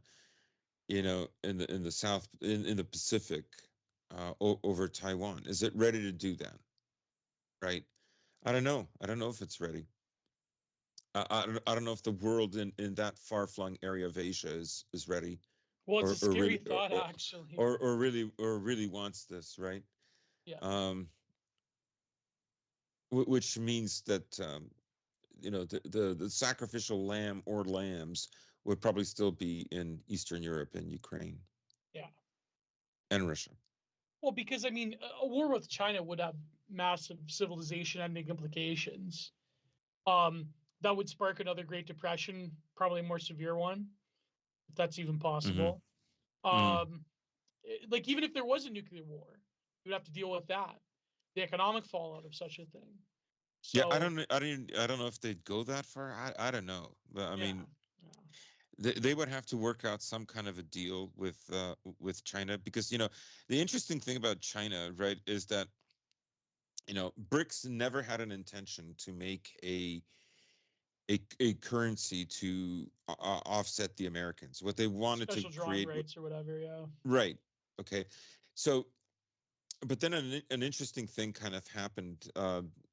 You know, that channel Awakening Richard, uh, or Richard Awakening. It's just English, not the first language, obviously, but he had a very interesting program about a professor in China who's actually quite popular on their social media, Professor Wang, I think. Yes. Anyways, so he had this very interesting video about how China, because of its risk adversity, he didn't use those words, missed the greatest geopolitical, geostrategic opportunity of its lifetime, to change the course of the world. And so what he was talking about was, first in 2021, when America was getting hit by recession, inflation, the effects of COVID and so on, which the seeds were already planted in 2020, so it was inevitable. He thinks at this time what China should have done is strengthen the renminbi, and instead they didn't, which saved America, or made allowed America to weather the inflation and the recession better than it would have. And then in 2023, Elvira Nebulina, the head of the Russian central bank, suggested to the Chinese to create like a basket currency. It wouldn't be like the American dollar. It would be more for like commodities and trade. Okay. So 2023 is when that idea was first like legitimately thrown around. And the Chinese decided not to go along with it. Now, the person responsible for that is a guy named Yi Gong, Yigang, two separate words. That's his name. So he decided that he wouldn't go along with this. Now, eventually, he was fired by Xi Jinping, and of course, the reason for this, okay, was it was suggested that this new basket currency should only be based on China and Russia, and there are reasons for it. So India, of course, is a very big country, but it has a trading deficit. Very big, very influential, but trading deficit. Brazil has uh, uh, uh, help me out. Not a deficit, a trading surplus. Yeah. However, its government, its elites are always compromised by the U.S., and there's only certain things that they will do, and that's that. And an ungodly amount of corruption as well. And South Africa, of course, is a complete basket case of a country. Yeah. Its strategy is really its geography, and so Well, its not strategic according to importance is. Jackson Hinkle, but Oh, whatever. A thousand nukes for Africa. Yeah. So that idea by Yi Gong was discouraged, and he wanted one that would include all of them.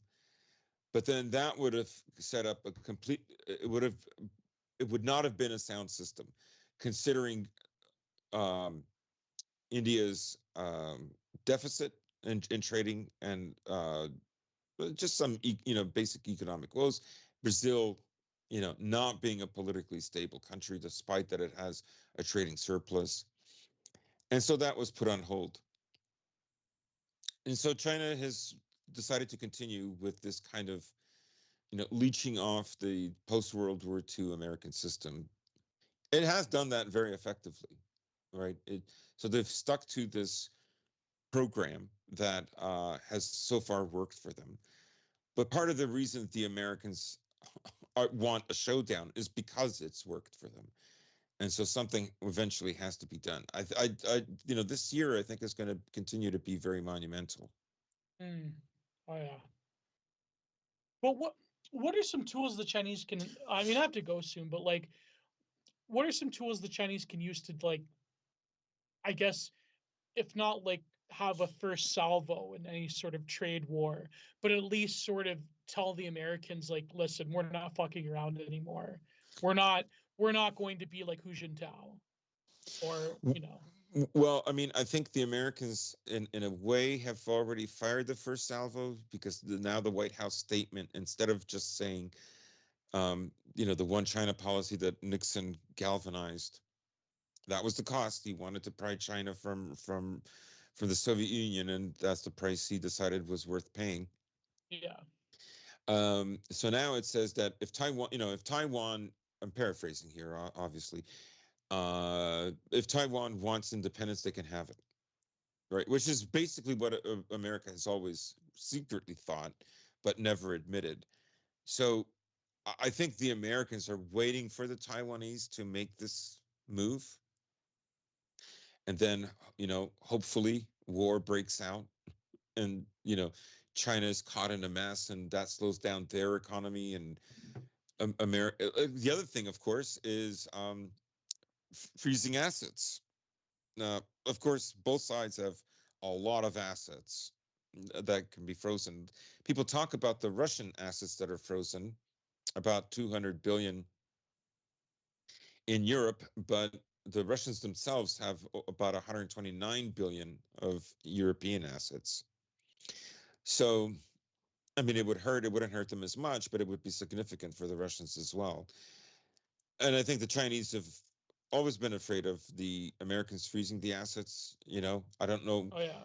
I mean, the Chinese can counter as well, but I don't know. I think there is a kind of a deadlock between the Americans and the Chinese in this respect, but they want to change the game. I mean, I think the Americans wouldn't be like this. I mean, if you listen to Rubio, it's constantly China, China, China, China, China, China, China. So Yeah. obviously they're paying attention to a trend, and they feel they must stop this trend. So, Well, I mean, even the announcement of tariffs and equal matching tariffs is another, yeah, yeah. yeah, those tariffs. I mean, not just the tariffs, but the latest developments in this struggle between America and China has been, America saying that, tech has to leave China. It has, has to come here. I mentioned earlier in the show, Apple, for instance. Those things would hurt China, but China, of course, has been very quickly developing its own tech, right? Last year, when they introduced their new Huawei phone, like Huawei looked like on the brink, but it's not on the brink anymore. And another reason that the Chinese probably held off from creating their own currency is, well, there's two reasons. One, they don't want to end up like America, where they have to have a trade deficit and tons of liquidity, and have like these, capitalist vultures who are not going to be loyal to the people. They don't want that. Plus, it's not really a society that can be like that. No. Um, No, they don't but have the the other same is, spirit. They don't have the same the same spirit as the Americans. yeah, like the Chinese have begun offshoring some of their industry. That's true. But part of the reason they're offshoring it is they want to create a base in Asia that they can trade with, that they can uh, sell higher, more expensive, I don't know, a tech, for instance, to them, rather than just basic commodities, right? Uh, so they have to create this kind of like America was interested in, restoring Europe after World War II because it wanted to trade with them, right? But they had to increase the standard of living in order for Europeans to buy American goods, and they still didn't buy those big cars, which is. Mm. But I'm sure many other things they did. But yeah. Oh yeah, definitely. And but we'll see what happens if it works Yeah. out. I Still think very that, early. yeah. I mean, whether Trump is even serious about these tariffs, he is to an extent, but I think like it was pretty clear when he announced a 25% tariff against Canada and Mexico, but only a 10% against China. China. That there still is a bit of cold feet there because of the economic implications. But Mm-hmm. I'm not an expert in this regard. But there's a lot of people that focus on Chinese news. But I don't know. I think that it's a very dangerous game we're sort of playing when it comes to the global economy.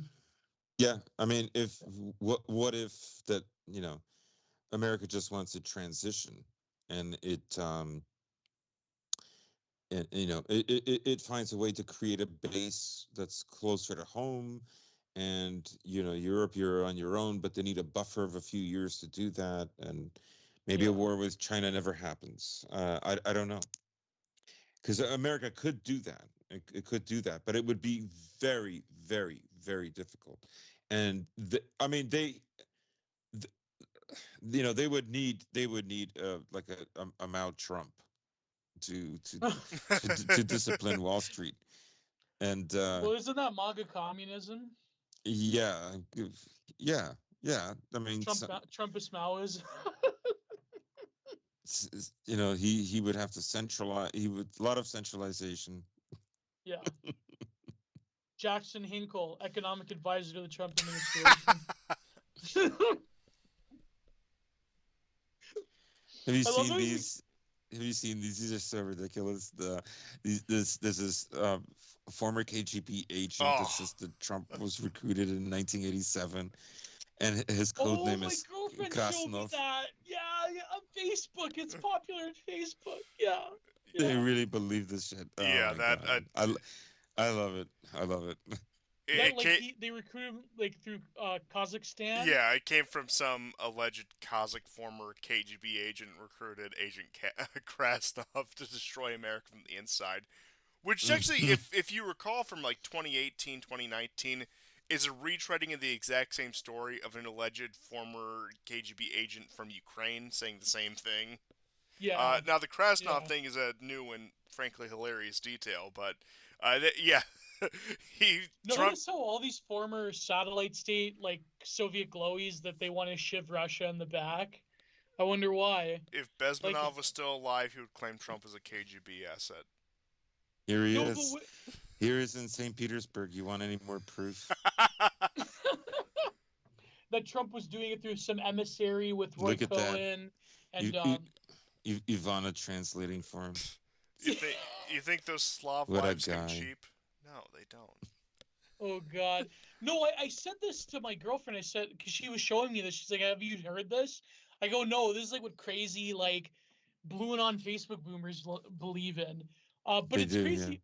because like when it comes to places like Kazakhstan, the Caucasus went through, if I recall, I don't quote me on this, but they went through a similar problem in the 90s that a lot of places in Eastern Europe went through, Oh where, yes.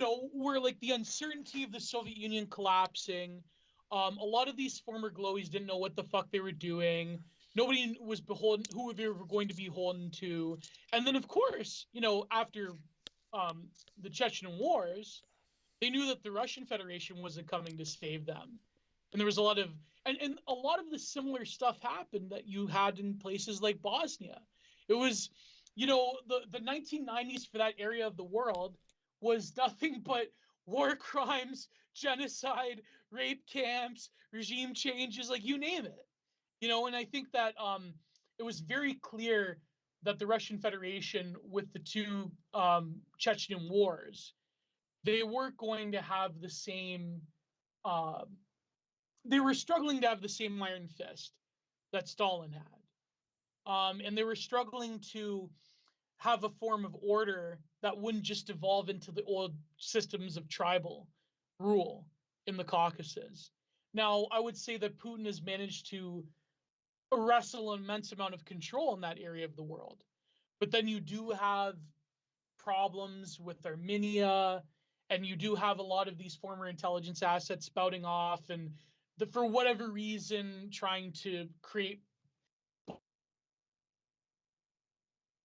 disinformation.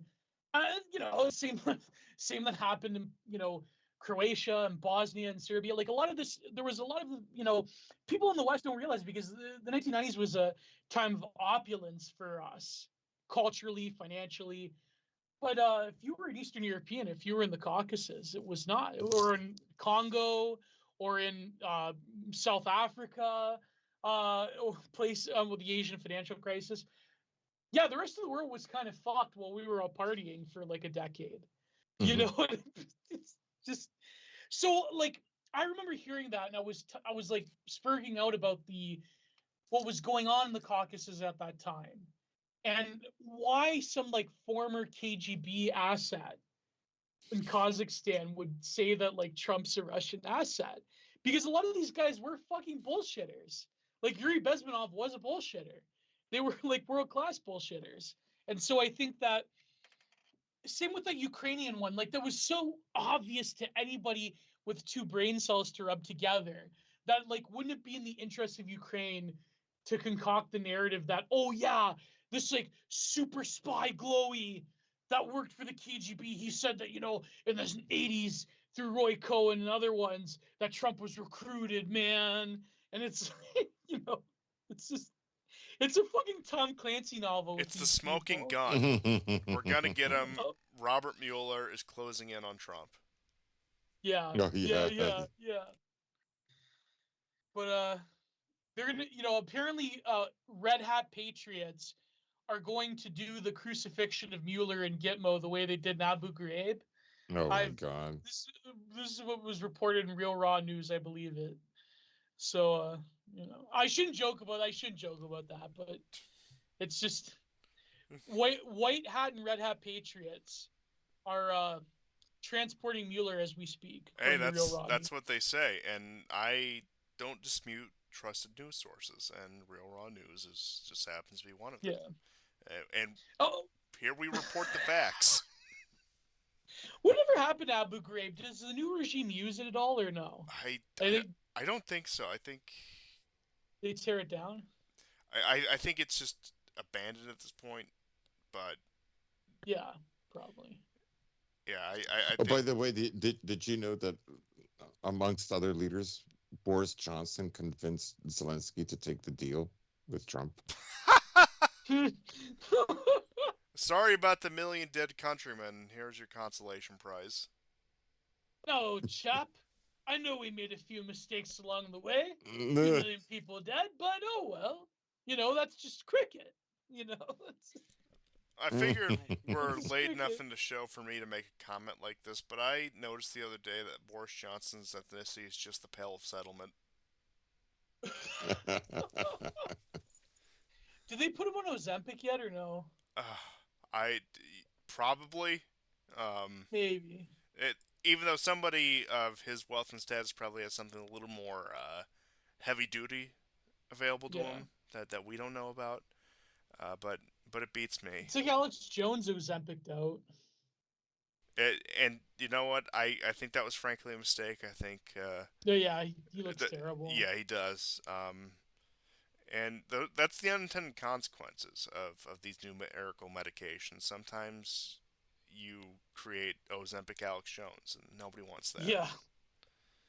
You know what's crazy is that Abu Ghraib, like a lot of those prisons, they were like in active war zones, and they were like they would be commandeering, when they were doing all those war crimes in Abu Ghraib, they were like still being shot at by Al Qaeda outside. Like it's crazy. Like some of the shit that happened in Iraq is fucking crazy. Nobody talks about it anymore, except for us like terminally nostalgic soylenials. It's just like some of the shit that went down was like absolutely bonkers. Um, but I don't know. That's another show for another time. That would be an interesting program. I do have to Yeah. say, if we could Well, probably. me and Prue were talking about the Iraq War revisited. That would be something. Yeah. I gotta send you this because it kind of sums up this the situation. But I love Monkey Putin. Monkey Pooh, yeah. You know, Monkey Putin. He's always laughing. You know, because Putin is so phlegmatic, and but not when he's a monkey. He's always smiling and. My favorite meme was and did you know Ivan the Terrible like banana too, Tucker? Like going through Russian history. Did you see the press conference where he mentioned, well, Russia can produce many things on its own, but not bananas? We disagree with Trump's peace deal. It doesn't correspond to EU interests. Oh my fucking god, just stop it! No! They should have put some like Australian and American and Canadian flags under there too. That would have been. It's just terrible. Who comes up with That's this stuff? terrible. I do not endorse. But It's something you would see at Monkey like the rape. Putin, I downloaded a pack of various Monkey Putins. You That's know, on like, Telegram, you have these emojis, Monkey yeah. Putin emojis. I Yeah. remember Monkey You would Putin see then like the right people Z. from like Yeah, yeah, they 2019. love that shit. And It, missiles and nukes. it Missiles was and nukes. yeah, Yeah. Uh, but yeah, I remember seeing Monkey Putin all the way back in 2019, and the way it's grown and evolved since the war broke out is just it's unlike anything else, and he's just so pleased with himself, and Hey, he has every reason to be. damn you, Putin! If only you were a monkey. oh man. Because you know, because I worry about him. I really do. I would not discount him making a stupid decision. Minsk 3. Like even now, Yeah. I would not discount it. Thank God for the things Lavrov says, because Putin lately has been saying, "Oh yeah, we could do Arctic exploration together." Like, I think I know what I mean. You know, Rehad 1. That meeting was 99% all about rebuilding each other's embassies, like, I mean, manning them, staffing them, Yeah. opening up dialogue after 3 years, et cetera, et cetera. It had almost nothing to do with Ukraine. So, you know, I would say that I don't know. Just I don't fully trust Putin to make the Yeah. right decision. I really don't. That's why I prefer Monkey Putin. So Yeah, he's too much of a boomer. He's too much of West Taboo for his own good. for his own good, yeah. Yeah. Monkey Putin. I remember that one Missiles and Nuke post. That one Missiles and Nukes post where they found this like Ukrainian refugee in Moscow who was, of course, a cam girl, Oh and that God. she would like dress up as Bandera doing the thing. And they're like, look, she's even advertising to dress up as Bandera. Like, where the fuck do you find this shit? Like, it's I know. I know. apparently like Russians and Ukraine, they have like their own meme culture and like stuff that we like don't. I guess because of language, we just don't understand in the West. They have like their own meme culture. Yeah, I mean the That's Russians just embraced it, like they embraced the orc thing, they embraced Monkey Putin. yeah, yeah. But oh man. Well, it's getting late, boys. What Yes. if there's any other news or no? Oh, I'm sure there is, but I think I like how we handled these topics. Oh yeah. Yeah. I think we went really in depth and went a little bit above the news. Oh yeah, definitely. Yeah. That's been my goal the entire time, and Well, we'll see. 2025 will be a pivotal year, I think. Oh yeah. it will be, and it's not even March, and the year in review show. Just thinking about it right now, that's going to be like 10 hours long. It's gonna be a two-parter. Like a three-parter is more like it, and of course we will. You know what? We will cross that bridge when we will cross the Kirch Bridge when we get to it, as they may say. Hopefully, not under the fire of any storm shadows, but remember the storm shadows. Remember the long-range missiles, the game changer. Oh yeah, Kursk, so many the game game. changers. Post the ancient Giga Chat. Remember the HIMARS? Ow! Oh, remember the Stingers? That was the 2022. The Stingers. Oh yeah, remember? the stingers, the javelins. Oh, if only Javelins, if only Germany had given Ukraine the Taurus missiles. Yeah. Remember the Yeah, F-16? stuff like that. Oh yeah. Yeah, the F that what? Whatever happened to that program? I mean, they're there, and Oh, and they God. they admitted that they killed one of their pilots by shooting down their own F-16. So, Oh, wow. I mean, at least Russia didn't do it, right? Yeah. That's a worthy sacrifice right there. Would you prefer being shot down by Putin? Is it Monkey Putin? Stupid. Yeah. Would you prefer being shot down by a monkey?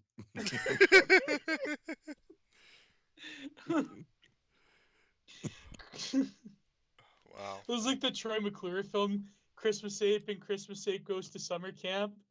Christmas Ape goes to Moscow. Christmas Ape goes to Kursk. Oh my God. I love some of Christmas that Ape and Christmas Ape goes to summer camp. But Whatever happened to those like schlocky Hollywood like kid films where it's like some monkey having like a Christmas special or some animal? Like remember Air Bud? oh yeah, yeah. Yeah. It. I mean, we live in the ashes of a greater civilization. That's been well established at this point. Yeah, that's true. But I suppose that's actually the perfect note to end on. If you have any final points, anything that you would like to shill to the audience right now, Nah, just my usual links, give this man your money. Oh yeah,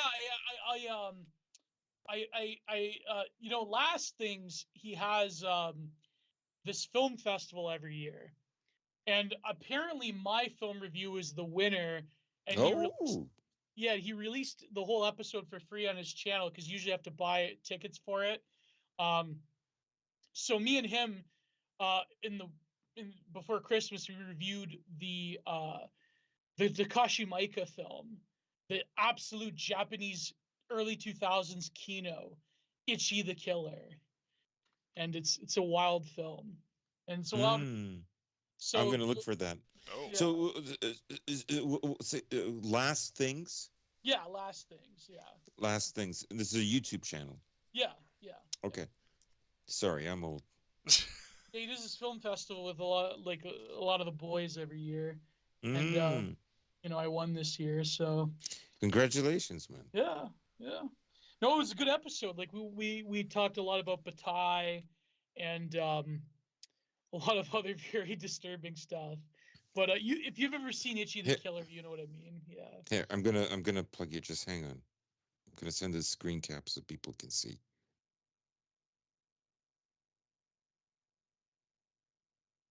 Oh okay. yeah, I should have thought And about we'll that. go ahead Yeah. and get that up.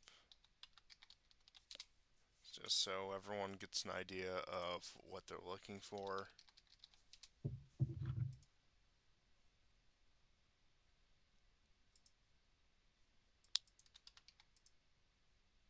And that right there. And I'll Yeah. actually zoom in or zoom out a little and you'll be able to see. Yep, that's what you'll want to look for. And That's a great AI photo. that that is, I've often been critical of AI art, but I can make exceptions. Yeah. uh, that's Yeah. and they say the machines can't do art. That's I'm coming. I'm coming around. I'm coming around on it. AI, when it's not in the hands of Indians, can do amazing things. Otherwise, you're doomed to the same hellscape that just the rest of the world is. But um, certainly be sure to check that out. And Gio, thank you once again for helping us Oh yeah. get back Yeah. on track because of our brief absence. And I didn't get Oh, we around. didn't even talk about Georgescu, but I guess that's a foregone. We'll Yeah, talk. we. I guess you guys will talk about it Oh, next certainly. Yeah, we episode. And touched a little bit on it. He has Yeah. been released. So Oh fuck, he has been released. he has been released, yeah. Oh man. so the 10 million Yeah. in Kremlin bucks and the stockpile of weapons wasn't real. That's I don't know. Look, I'm not going to condone it, but I'm going to say it made him more endearing, and he was already a pretty endearing guy. But you win some, you lose some, depending on which way you want to look at it. It was like that Boyd Rice song. What was it? Disneyland Can Wait, where he's like, "I'll buy you a B-2 bomber and a stack of AKs, a whole warehouse of ammunition. We'll light the world on fire." You know, That had like the greatest line ever by Boyd Rice, where he said, "And then the world can become like Disneyland." So that visiting hell can seem novel again. Oh wow, what a Yeah. line. That's a great line. well, I can think of no better way to end this program than that. So thank you everyone once again for tuning in to another episode of the War Report. It's good to be back. You'll hear plenty more from us in the near future, and goodbye. God bless. Goodbye. Thank you. Thank you again, G.